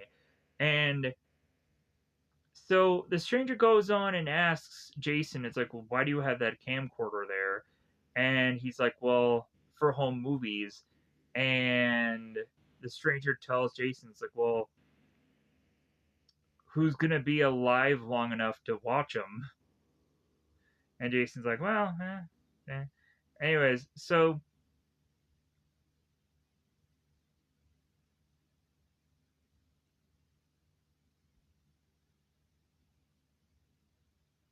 Deborah is to go on and have a bit of dialogue with the stranger to go on and ask about that they were just trying to get fuel.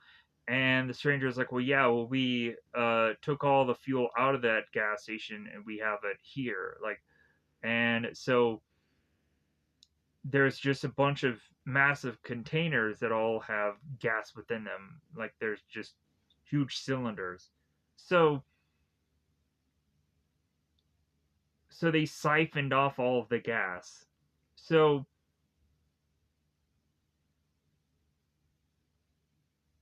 but like these guys are willing to go on and offer these guys gas, like so.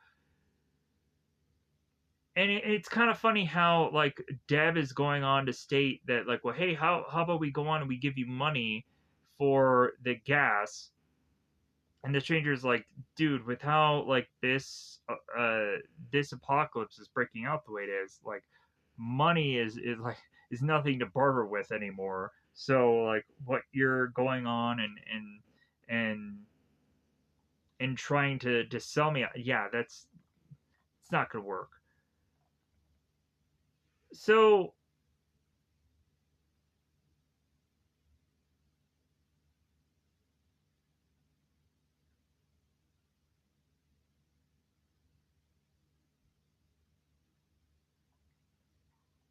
Deb goes on and says what these people are doing is they say that they're kind of looting, and the stranger is like, well, hey, like It's called "We're Doing What We Gotta Do" because they're just trying to survive. They're just trying to be they're scavengers to try to just stay alive here, realizing that their world has gone to so like anyways. So we have Jason that turns to the stranger here and says like, "Hey guy, hey, do you have like online? Like, can we go on the internet?" And stranger tells Jason's like, "Well, yeah, you can do that. You can go back in the back, and you can do that there." So Jason goes on to find that there seems to be a number of guards that are kind of pushing Jason, and the stranger tells the guards, "Hey, let him go. Like he's fine." So Jason goes back to the back to try and find the internet, and is also watching um, a bit of telly, and George Romero is on the telly. So if you guys don't know who George Romero is, you can see him on this television here. He's the guy in the police outfit and what have you. They go on and they replay the clip from the earlier part of the film about the family and the guy and the ambulance and the news reporter, and like they replay that clip, but then they also edit it down, and so the media um, is trying to lie to the people and not tell people the truth. So Jason makes his way to this laptop and he goes on to edit all of the footage that they had gone on to uh, to have just shot. And Elliot goes on and gives I think it's Elliot. Yeah, Elliot goes on and gives Jason this bit of footage from this camera because he can easily have taken it because no one's caring about any of this bit of footage that he can just steal it from just out of the air. Like it was so easy for him. So they go on and have bits of just extra footage that they can go on and use. Bizarrely, they continue to just keep finding all of this footage just randomly, and so like they just keep cutting it into uh the movie or the video or whatever that they're doing at some points. So Deb is actually just kind of upset that Jason is taking the time now to just edit up his clips, and it's like, why are you taking the time to edit this? And so Jason is to go on and explain that he's putting the clips up for people to watch them on the internet somewhere. And Deb is very baffled and confused why Jason is doing this. And so Jason goes on to explain that the video is making 72,000 hits. And that was just in 8 minutes after it's been uploaded. And Deb is like, I don't get what you're doing. I don't get what you're telling me. So Jason is to go on and say that, look, well, hey, it's going to make 72,000 hits now, and it'll probably make millions of hits later. So is Jason trying to get monetized in the zombie apocalypse? We don't know. But reasonably, like, if anything, if Jason has already gone on to be monetized, and YouTube is bizarrely still working by the end of this, of world ending, then like maybe he can be ranking out the dough, and maybe crisis will be averted, and maybe Jason will just have a load of money when the world goes back to normal. Who knows? But Jason's agenda here is not a money making scheme with this video. He wants to go on and help people understand what's really going on and the truth behind it, as well as also he wants to help people figure out how to kill these zombies because they're to go on and find out that people need to shoot the zombies in the head to kill them. So that's really Jason's just agenda here, is to help people out by hoping that this video in some shape or form can go on and help them survive through the zombie apocalypse by realizing, oh, you can just shoot these things in the head And so,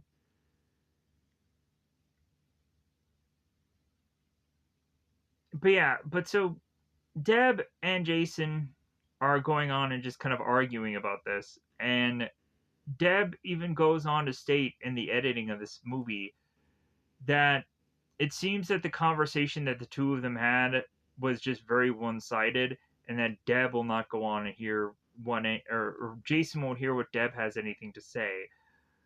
So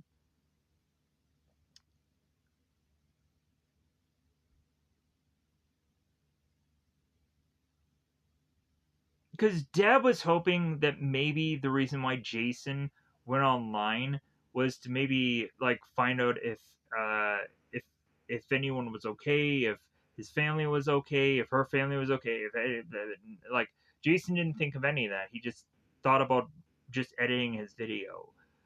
So that's why kind of Deb is a little bit upset about all this. So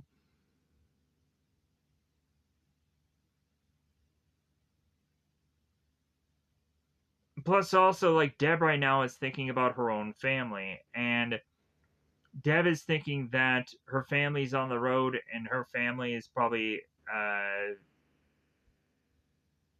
to probably go on and probably be dead. And Jason is telling Deb, it's like, well, no, I think your family's probably fine. Like your family's on the road just like we are, and like, and so after Deb leaves after talking to Jason, Jason then turns around and is to have like a seemingly uh video call with Ridley and with Francine, and Ridley is going on and telling Jason how it's like, man, you guys are like definitely like making a mistake by not just coming to my place. If anything, we're all fine, and like we're all just having a good time and we're drinking and da, da, da, da. So Jason is just kind of talking to Ridley. It's like, well, hey, I guess it's great that you're fine now. So uh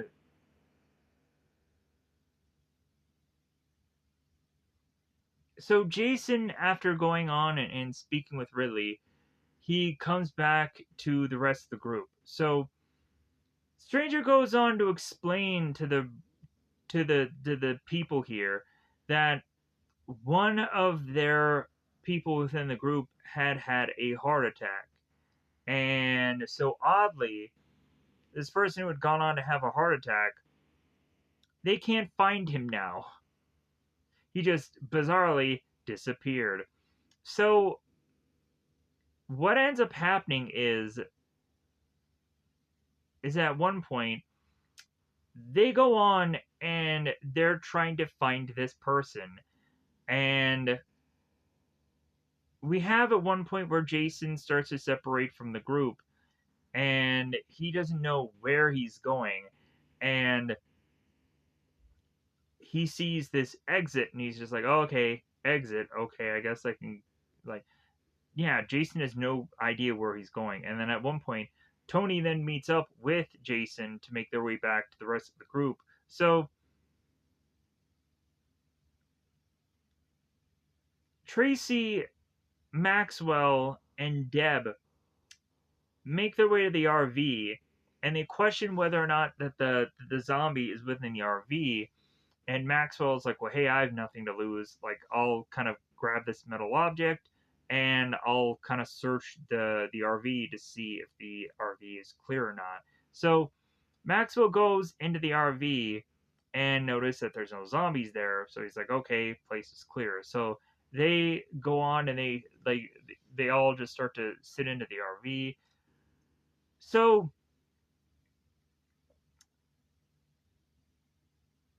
the stranger goes on with his team of people with their guns to look for this guy. So what ends up transpiring here is that they finally do end up finding one person and they gun him down. but then also there is another person who's also a zombie. So Tony ends up getting confronted with this zombie, and they cannot shoot into where this zombie is because uh, there's gasoline containers right where Tony is. So Tony goes on and he randomly grabs this jar and he chucks it at this zombie's head. All of a sudden, the zombie's head starts to decay and disintegrate, and the zombie falls down. I'm like, what the heck was in that jar? We have to assume that the jar had some kind of acid within it, hence making this person's head just kind of cave in, and the zombie dies the way he does. So it's like, all right, like maybe that's all they exactly need is just a jar of just acid to just kill zombies. Maybe that's the easy weapon here. So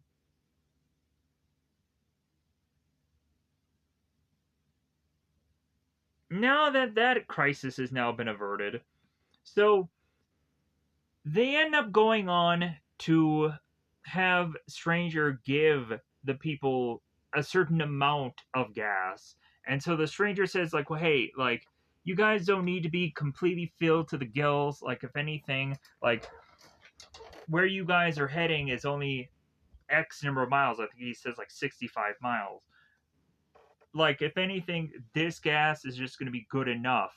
And Deb is like, no, like, you're going to completely fill our RV up and we're going to get all the food and all the things that we are going to go on and need.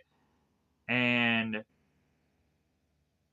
so, like, Deb and the stranger, they're kind of back and forth arguing about this, but they do, it seems, give in to her.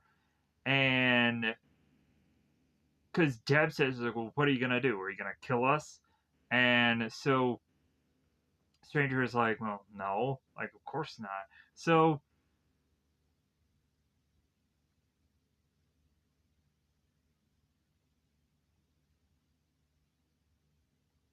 so the stranger goes on and he gives in Deb's like asking of things. So because it seems that the stranger and his group of people, they're good people. They're good people. They are. Like, they're on the good side here. They're not trying to go on and they're not trying to like get anything out of these people in this RV. Uh but anyways, let's move on here. So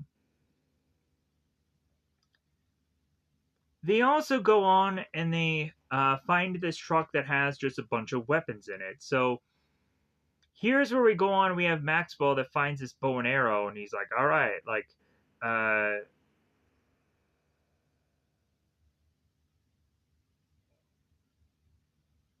like he's given a gun, and he's like, no, I've had enough of that sort of thing." But he goes on and looks at the bow and arrow. It's like, well, it seems that a bow and arrow is much more friendlier somehow, and so as Debbie gets into the RV, the stranger turns to her. It's like, you know what? Like, you seem a lot like me, and if anything, like, good luck with your journey. And Deb turns to the stranger. It's like, well, good luck to you too. So all of them get on the RV and start to drive away here. And here's where Tracy pulls up her phone and sees the video where the girl is in Tokyo, and she's talking about how Tokyo has gotten very bad there and that people should go on and shoot for the head. So this goes on and tells us, like, yeah, like, this crisis is occurring everywhere. So but then all of a sudden, like, the video like cuts out, and then all of a sudden Elliot turns onto the TV and tries to turn the channels, and that had gone out. So Maxwell goes on to state here that there's maybe a possibility that they're going to probably lose everything in this in the system of things, and I guess just kind of be just happy that we've gotten the stuff that we've gotten to last as long as it has. So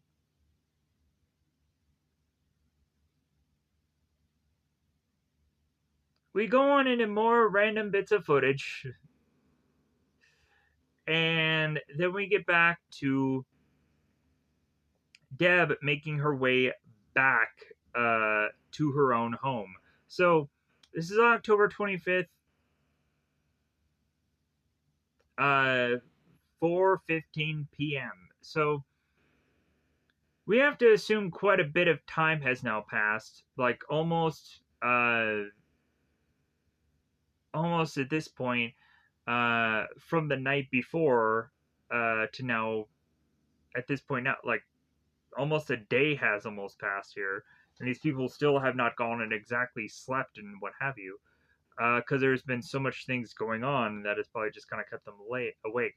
Also, like not sleeping for an entire day, not exactly a hard thing to do.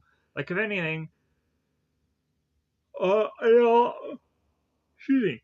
In all honesty, once you kind of get to the point of you not sleeping for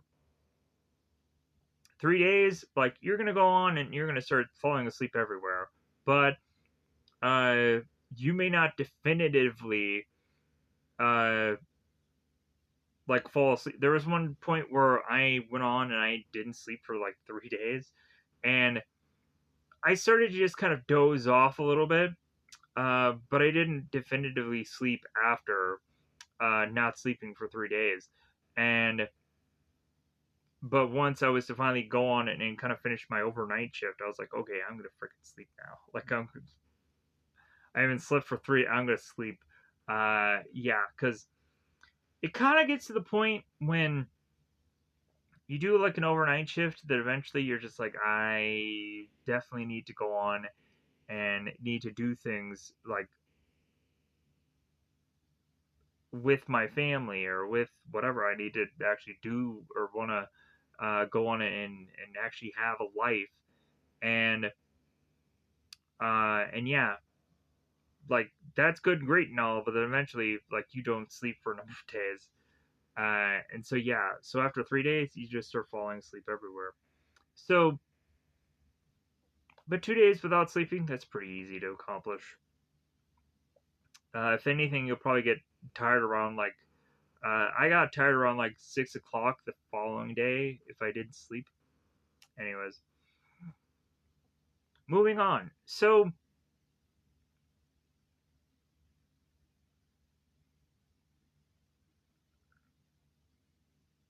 we have Deb who steps out of the RV and she starts saying her goodbyes because she realizes like, well, hey, I'm at home now, and so the group decides like, well, hey, we're not just gonna go on and we're not just gonna just let Deb just like be by herself. So all of them decide that they all, for one reason or another, want to go into Deb's house, and so they start to all follow her. And so, like, one person starts talking about video games, and Maxwell starts hoping that there's a possibility that Deb's father has a bar. So they all have their own reasons. So Deb finds that there's a key off to the side because I guess she doesn't have a key to her own house, bizarrely. That's a little weird. So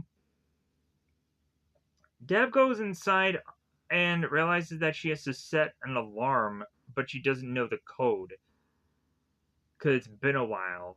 So she ends up going on and thinking of the code, and then it's incorrect, so the alarm goes off. So the alarm goes off, and so they realize that they need to make it to the breaker to turn off the electricity. So that is in hopes so they can go on and like try to reset the alarm here. So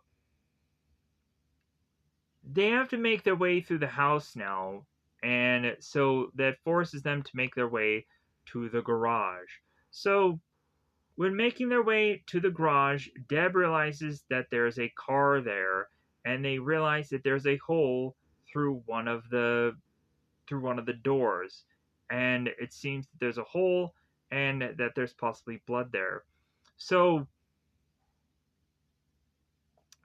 Deb assesses that her father was the one probably driving, that the mother was the one in the passenger seat, and that her brother Billy was in the back seat. And so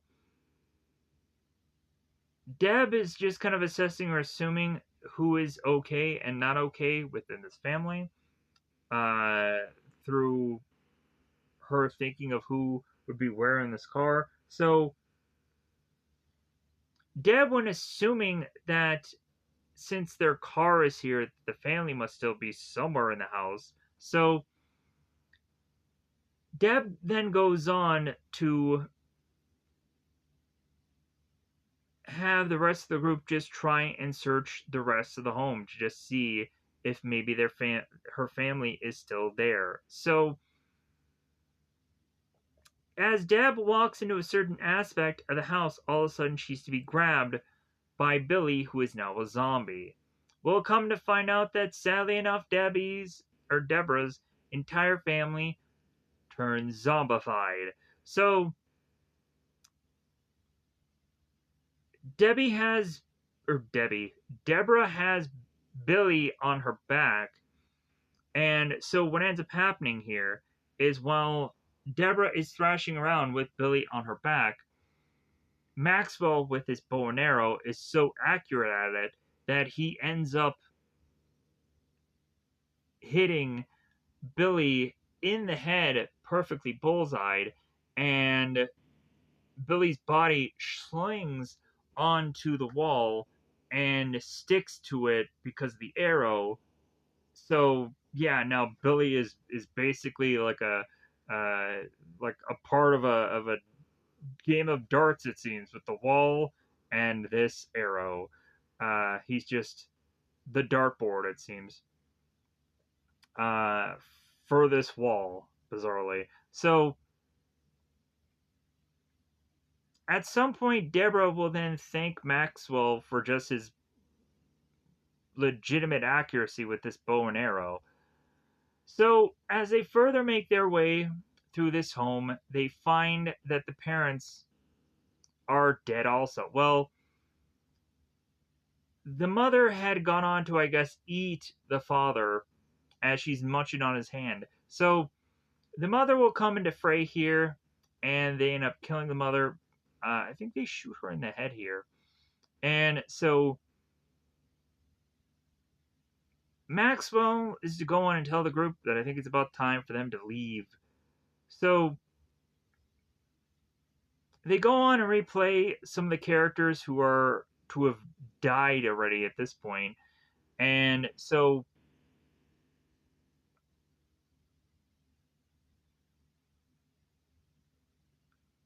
Deborah goes on and explains through her speaking here that the further and further they go through the zombie apocalypse and for how many people have gone on to die within the situation, how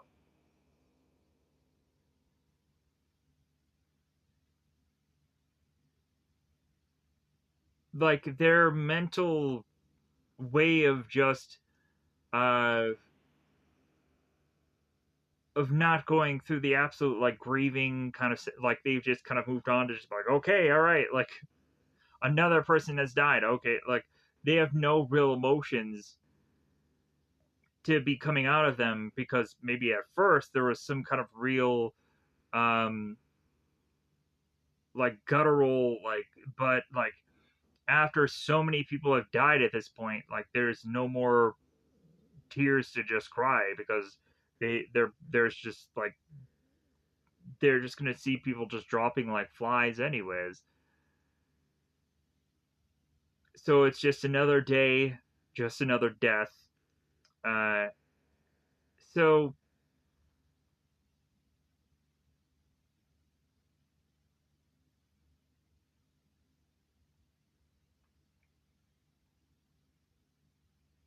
they go on and they ask how exactly Maxwell, as they made their way into the RV, they go on and they ask Maxwell, like, how is it that, like, he has to go on and be so good at archery? Because you can't just go on and just pick up an archery bow and fire it so well.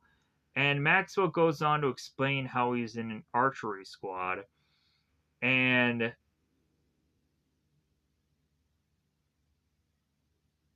so Maxwell explains that he was in an archery squad, but the archery had never gone on and had like life and death balanced for him to go on and need to be that accurate. But bizarrely, I guess Maxwell's just that accurate, and that he's always had steady hands.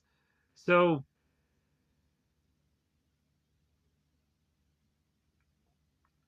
the group goes on, eventually asks the professor about like where his home is, and the professor goes on to state that his home was in Portsmouth or Portsmouth, and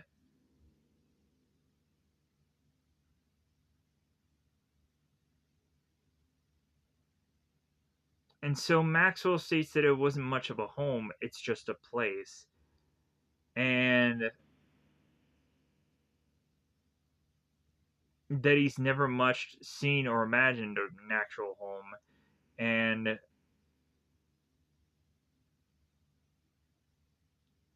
that he could not really wish or really want for having one. So,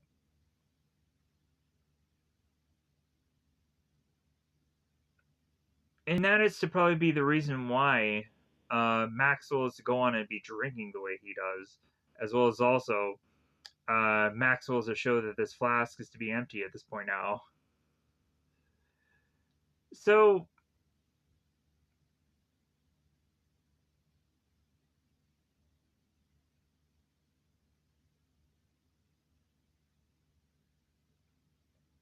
we have Elliot, and he's the one driving the RV here.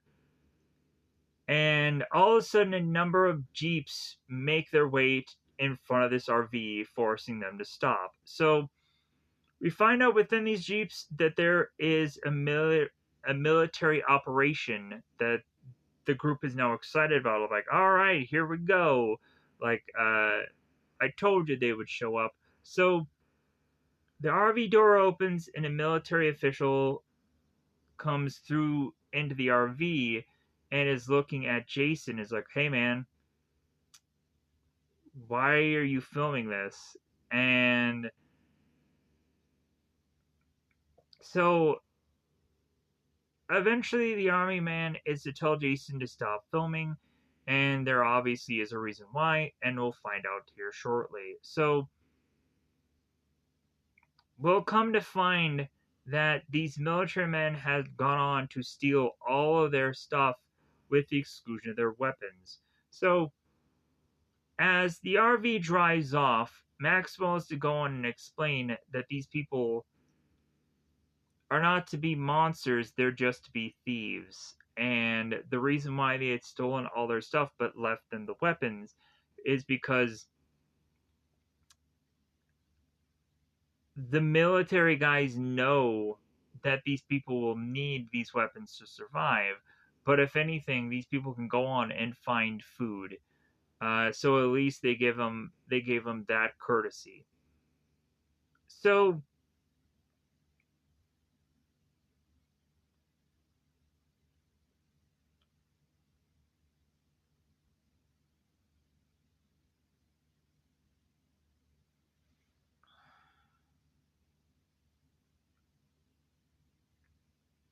here's where we go on and we have Deb, who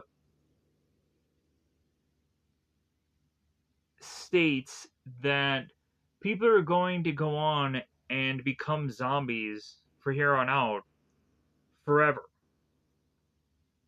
That people are going to die unless they had gotten like some kind of shot in the head.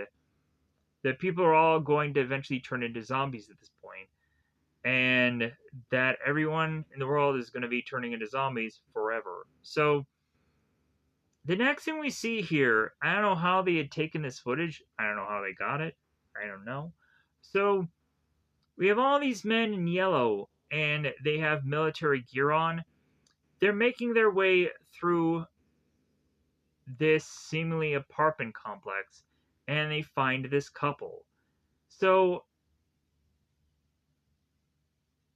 coming to find out, this old couple has this room, and the old couple does not want this military team going into their place for eventually what is to come to find out to be an obvious reason. So the military makes their way into this place and finds out that there is a zombie there, and it's to be a relative to these people. And so one of the zombies goes on and bites one of the military men, and so they shoot the zombie.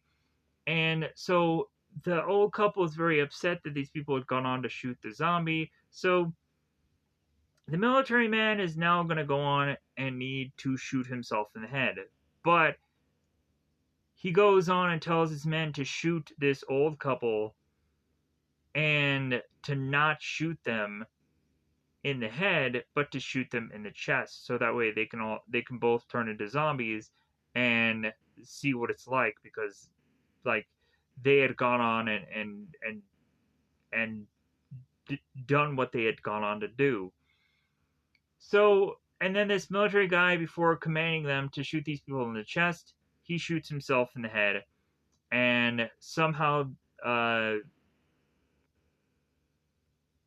uh, Deborah in this group, or Jason in this group, had somehow gotten this footage, and so Jason is to go on and state how, like it used to be before, how the human race would go on and fight against the human race. Now, Jason is to state how, like, the human race now has to face against the zombies, and how it's going to be that kind of war. So,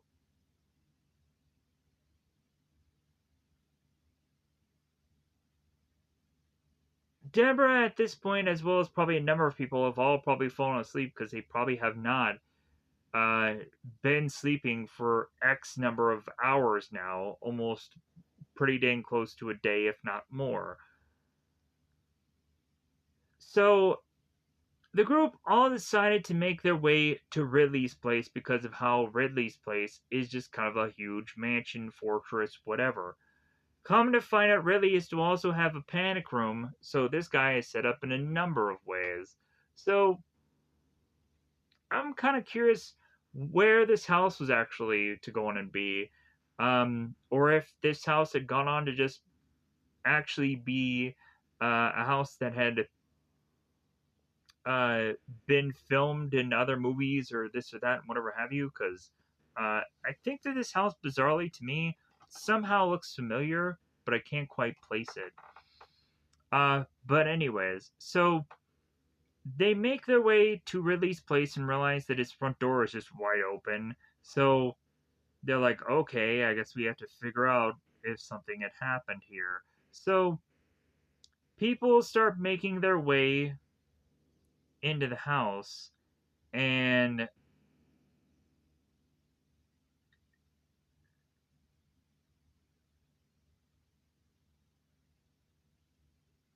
we have Tracy, who's just kind of fed up with going into these new locations, because she's like, yeah, every time we go into a new location, someone dies. So Tracy's like, I don't want to do this anymore.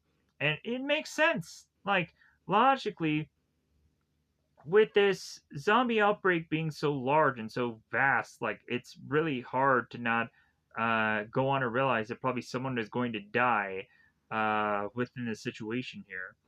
But also, like, the whole problem of it is, it's like no one is really watching after someone else. Like, no one's watching, like, no one's coming into a situation like kind of back to back or anything. Like, no one is also really coming into this situation like cops do when they're kind of clearing areas or clearing a room. Also, like Jason is to go on and be the first one that goes into the house, and he just has a camera to his body, and that doesn't make any sense. You would think the first person going through would be the person with a weapon or some kind of staff or some kind of lar some kind of weapon of some kind that could take down a zombie. But no, we have a camera coming in first. So if a zombie comes out of nowhere, what can logically Jason do with just his camera? Makes no freaking sense. So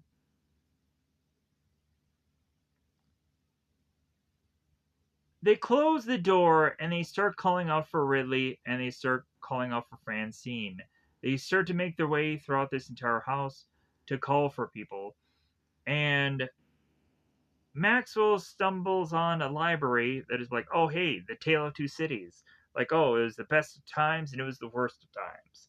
I don't know how many times I've gone on to have people go on and quote that thing through a number of random things at some point. Like, I think I've seen freaking The Simpsons quote that thing to me, where I think at some point I'd heard a variation of that quote where it's like it was the best of times and it was the blurst of times and blurst of times. What the does that mean?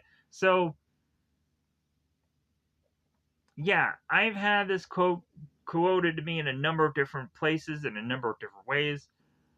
I think at one point I'd gone on and read at some portion The Tale of Two Cities, but I didn't finish it because it was such a huge book, and I just kind of rolled the dice because what was to happen was uh, you can go on in a certain reading class, and you could uh, if you read a book, if you turn around and did a test on it, like you could go on uh, and get pretty good grades in the class, like that testing would kind of be like extra credit.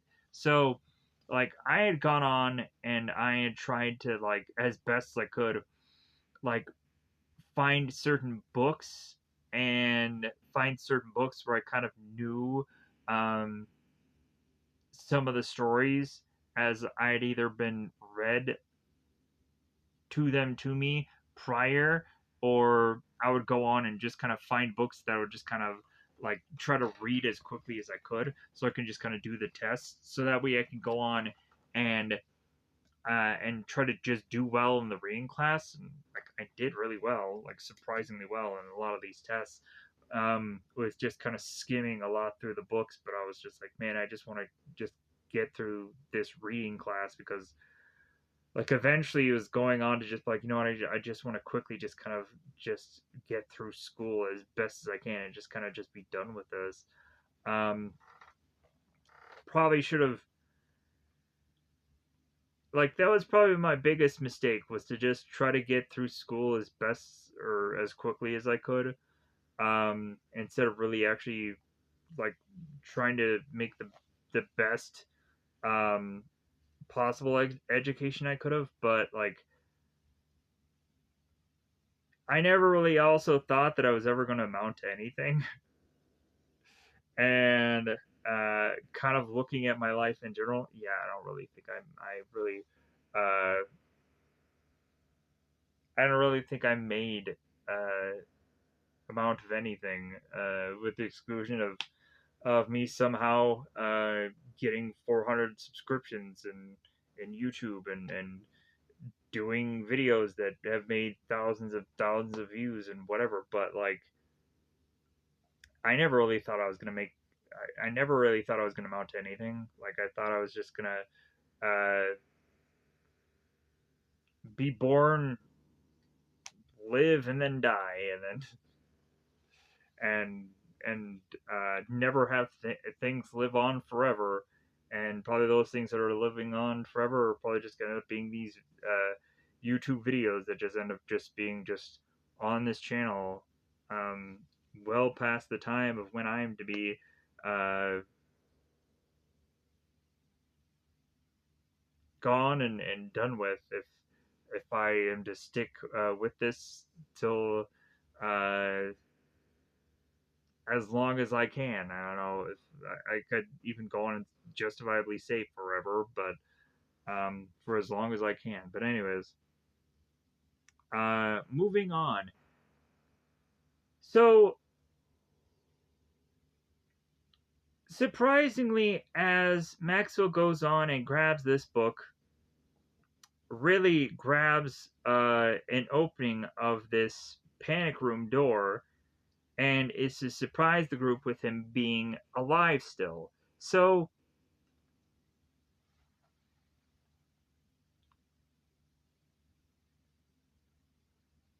we have the people left here going on and asking Ridley, where is Francine? Where is his parents? And they also ask Ridley why his front door is open. So Ridley doesn't really go on and much answer these people until a certain point. So he doesn't exactly answer all these questions now. So, but he does answer the whole door thing. And so Ridley says, like, well, you know what? Like, I was outside and I came back in. Like, you know what? It's really stupid for me to go on and have that door open, but I wasn't thinking about it. It was just stupid, I know, but I just wasn't thinking. So they notice that there is a panic room there, and they're like, wow, like if anything, like they're all looking at this panic room and they're realizing the benefit of having a panic room here. So they're like, all right, like we can at least have this. Like there's definitely a reason why they say that Ridley's house is a fortress. So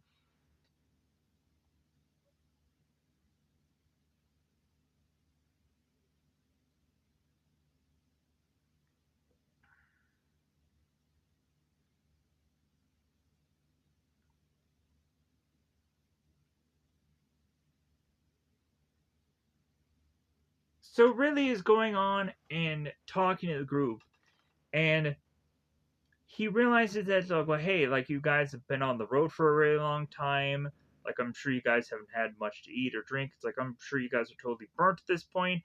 How about I go on and how about I like what do you guys want? And so Maxwell wants to have more alcohol, and everybody is to start to ask for their specific things. Elliot is to ask for a hot bath, and Ridley is to tell Elliot, it's like, hey, we have six different bathrooms. Find one, take a bath, uh, and whatever you need, just whatever. So, soap, shampoo, whatever you need, like we got it here. So,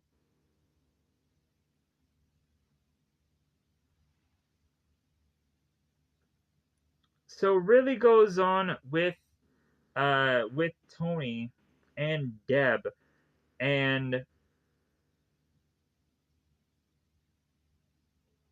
they make their way down by the kitchen, and really is kind of getting hungry here, and he wants to find the rabbit that his father had supposedly killed. So the rabbit, it seems, is to be missing. So really is like, well, maybe there's also a pheasant that is to be left over somewhere. So really is going on, and he's sounding unusual, and also like the way he's acting is very unusual, and Tony eventually points that out as Tony is now forced with the camera and he's filming things, and Ridley states, oh, like I guess you decided that you want to go on and you want to start filming. Hey Tony, like I guess you can't resist not filming. And Tony's like, well, yeah, I want to film because you're acting just very unusual and very weird. So Ridley says like, well, like if anything, like the reason why I'm just really acting very weird is because I'm very tired, as well as also like I'm a little drunk. So I'm a little curious if Ridley himself is to notice that he had gotten bitten on the wrist or not, because eventually we'll come to find as Ridley is to open this door, we see his wrist and we realize that it's bloody and that Ridley is bleeding. So, like, does Ridley know that he is to go on and probably be infected? Who knows? They don't really go into that. So, but here's where it really goes into the story about what had happened to what I would have to have assessed to have happened to both Francine and the rest of his family. So, really goes on to explain that one person in his family had gone on to, um, like, I think his parents had gone on to kill one another, and then, um, the people that was in their staff was next after that, and one person had been called Cook, and I guess he had been killed, and Ridley was like, well, it was sad that Cook had died. So I don't think he went exactly to what happened to Francine. I'm not quite sure, but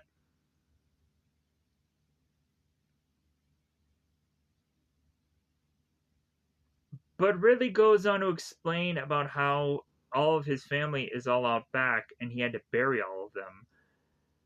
So, but bizarrely, the term of him saying that he buries them is to actually just have them all just in the pool, and they're just in the pool, just drowning there. It's very weird. So,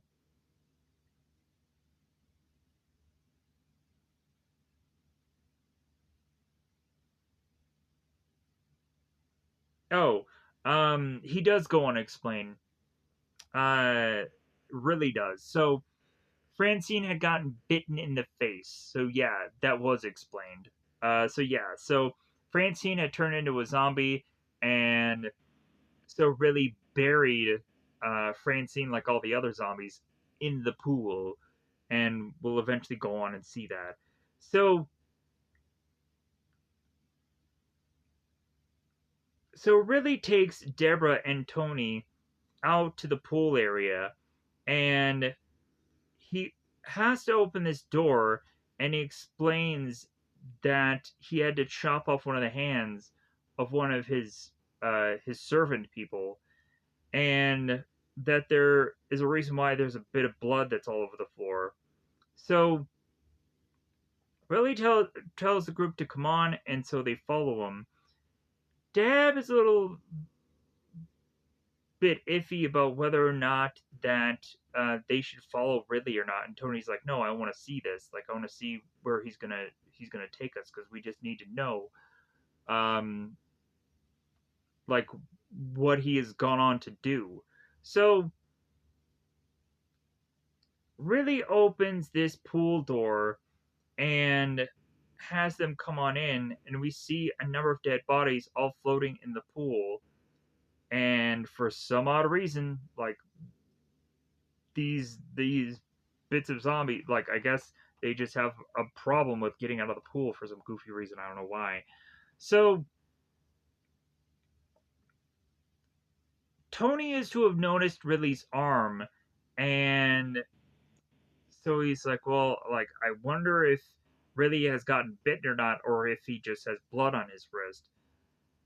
So the next thing we see is that both Deb and both Tony are in the pool room, and Ridley leaves, and we go on to see him fall over, and we assume that he dies here from blood loss, exhaustion, take your pick. Also, probably being drunk probably doesn't help things either. So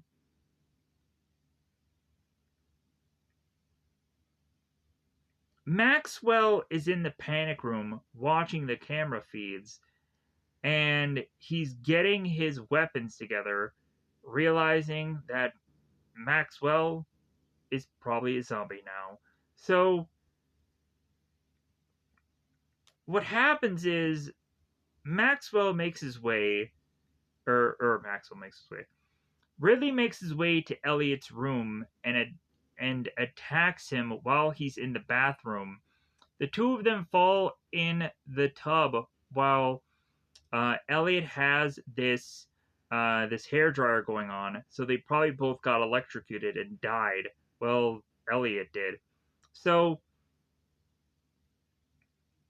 I think Maxwell ends up stating that I think he ended up killing both, or I think he ended up witnessing both Elliot and Ridley both die. Um, but I don't think he killed either one of them. Like I think he just got his weapons together. So, oh yeah, because we go on and we see um, Ridley here chasing after Tracy and Jason here, because Tracy and Jason go off to the RV, and Tracy starts dumping off all the clothes and the duffel bags and everything to go into the house.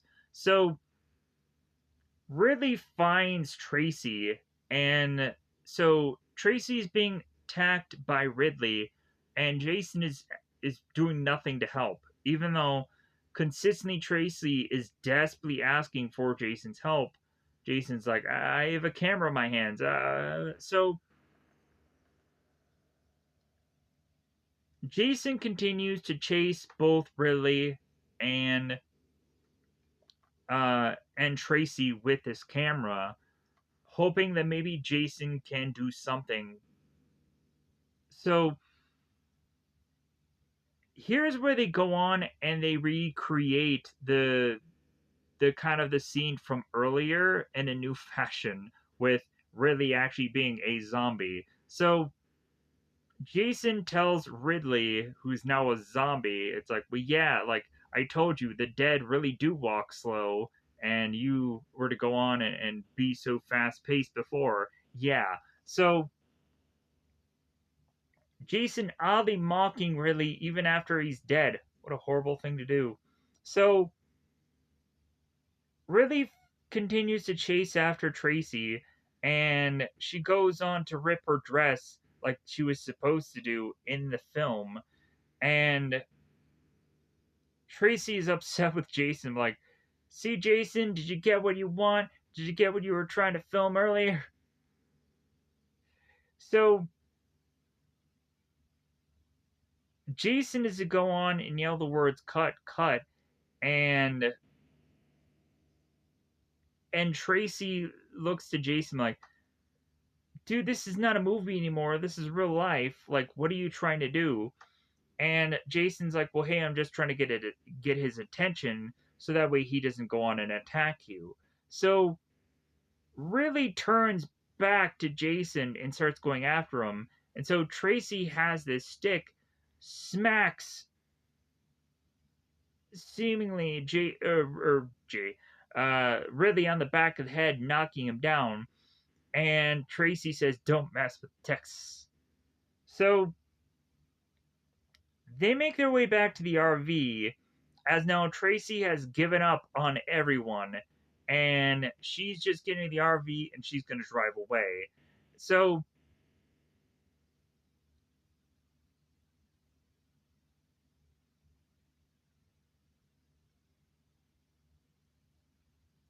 Deborah is to now see that Tracy has driven off here, and she is to be very upset. It's like, wait a minute, like she just left without us? Like, is she nuts? So Tony and Deborah surmise like, well, hey, like we have other cars, like we have other means of how to get out of here. Like, so if you want to get out of here, we can. So, but they're also contemplating on whether or not that they should continue to um, still be here, considering that there's a possibility because of the zombies in the pool, and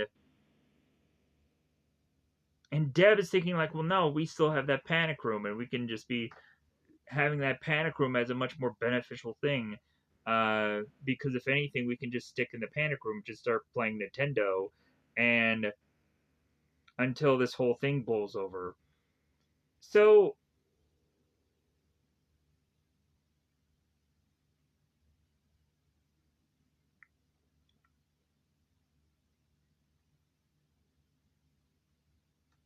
Jason meets up with the rest of the group here, And Maxwell goes on to explain how Ridley had gone on to kill Elliot, and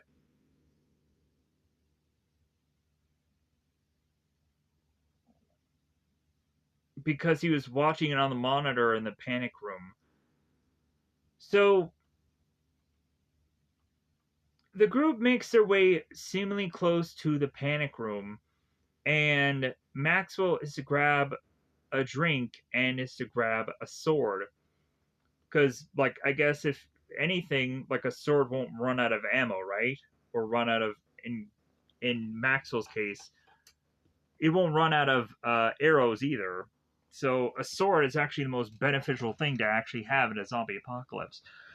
I would honestly say, like me personally, for a zombie apocalypse, I think I would like a baseball bat. Like, I know that that's probably not the best weapon. Like, I would either probably go with an axe or a baseball bat, just because, like, I feel with the baseball bat, like, I want something that has like a weight to it.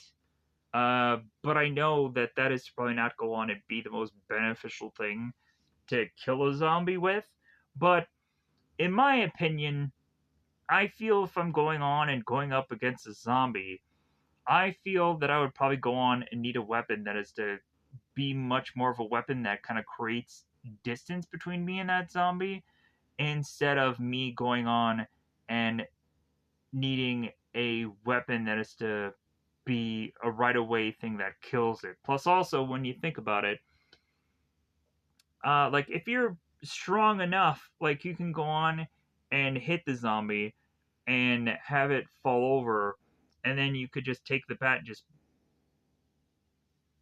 break the zombie's skull if you're strong enough with the bat. So yeah. But again, maybe an axe would probably be much more beneficial. Anyways, moving on. So I just had to have that bit of dialogue here of what I think a good zombie weapon would be in the zombie apocalypse. But again, I think people would probably want to go on and like fasten themselves their own weapon that they would want to use in the zombie apocalypse. Let me know in the comments below what is be your favorite weapon to probably use in the zombie apocalypse. Maybe you do have a sledgehammer or some kind of oddballish like weapon that you were to go on and think that is to be probably the best beneficial thing that you would probably go on and have. Anyways, moving on. So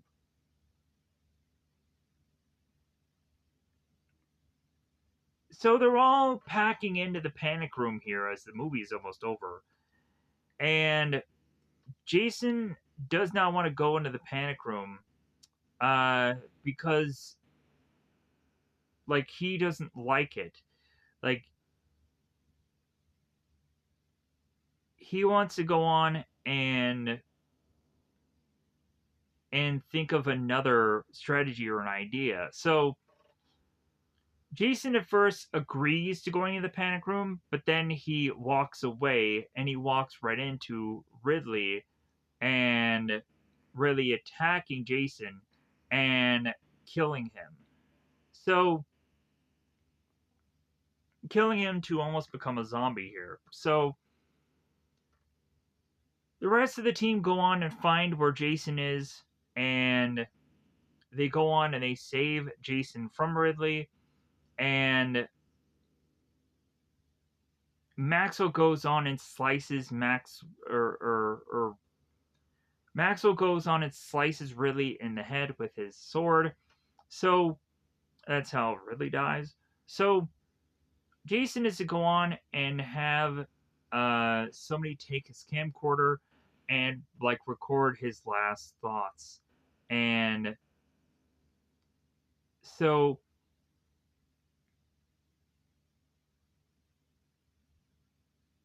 and then they shoot him in the head. So there's some recorded prior footage of Jason going on and talking about what he was trying to accomplish with this film he was doing, and so he goes on and on and on about that. So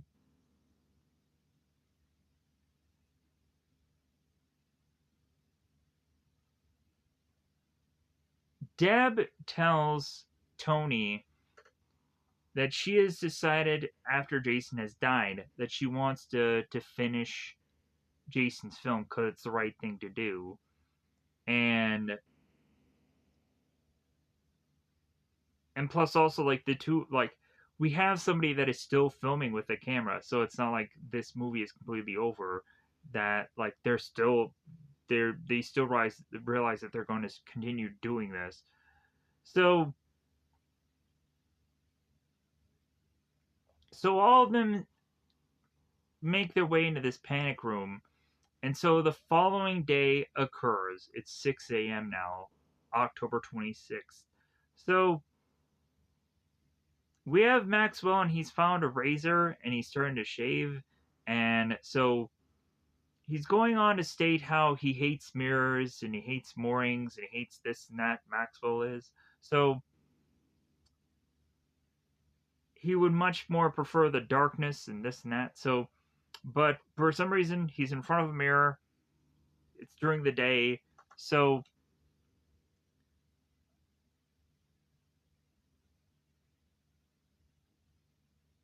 the last thing that we actually see here before the movie finishes up is that around the area that they are within this home, that there are zombies that are starting to appear near the home. And so, like, regardless of how they are probably to stay into the panic room, that at some point these zombies are probably going to make their way into getting to these people, and it's only a matter of time. But until that time occurs, which we don't know, like, really that's to be the almost end of our tale. But um, Deb is to also be the one who has kind of put this movie together, so we have to assume that she had survived at least. But then also, Deb ends up stating that there was a last bit of found footage that they had found from seemingly one of these camcorders or something somewhere. And so the last thing they had gone on to show here was that there was these farming guys that had gone on to find this zombie, and bizarrely these guys I guess had hung this zombie by her hair and then had chopped off the zombie's head. Don't know exactly why they had gone to do that, but uh, Deb goes on to state how like horrific this act was, and gone on to just kind of ask like if the human race is just kind of worth saving because of seeing this kind of footage kind of done at some point. And so that's what kind of finishes up this movie. So I'm gonna get the heck out of here. I know 2.5 hours is gonna, and I know I really stretched it. I apologize, but regardless, I was just going to just be like, well, like I'll just do this video however I want to do it, and like I will probably talk for way too long and say a lot of stupid stuff, and I'm already doing it already, anyways. So thank you guys for going on and watching this video. I'm gonna get the heck out of here so I can upload this, so I can put this out for today. Um, if this video will go on and do well, I will be surprised. But like I hopefully am to just consistently keep doing videos. I hope that people will enjoy um, whatever aspect of things that they want to just watch these in. Um, if you want to just watch the very beginning of this and not much else, I can understand that. I know if you want to just watch the first half of this movie, that's or the first half of this review, that's completely okay. At the end of the day, I could just go on and realize that that'll be the most people will go on and watch these videos for, and that's okay because, in my opinion, like I can still just go on and get everything off my chest that I feel that I want to, and also just go on and just feel that uh, that I spent the time, I took the effort, and I got everything that I wanted to say, I feel, off my chest. And if people don't want to watch 2.5 hours, then that's fine. Because, uh, like, that is to go on and be everybody's prerogative. So, with that said, thank you for going on and being either a part of this channel. If you haven't already subscribed, I know a lot of people probably wouldn't subscribe to a channel like this because of how long a lot of these videos are or whatever. How the content is very random or very whatever. But I'm gonna just keep saying that, hey, like, whatever I come up with, whatever I come up with this day, I probably should go on and survey people a lot more. I probably should go on and actually uh, really try to figure out what better movies or better shows is to put on this to get better views. But also, in my opinion, there were some times where I went on and I did survey quite a bit of people, and no one answered half the time, or like uh, the times where it did get to clear answers or whatever, I was like, ooh, like, so no one wants to have this movie reviewed or this thing reviewed or that reviewed, and I was like, man, like that kind of sucked because I really wanted certain things to just go into the channel, and then I was just like, well, I guess it's not going to go into the channel just because people don't want it, so it's just kind of like, well, um, and then also I was assuming that like certain things would be very popular and they weren't. So, or things that I didn't think, there was not a million years that this would ever go on and be popular, and it was. So it was like, well, like that's, well, it was popular, but not enough for people to really uh, care about me specifically talking about it. So, yeah, that's the sad thing, man. There are certain channels where I am just like, man, like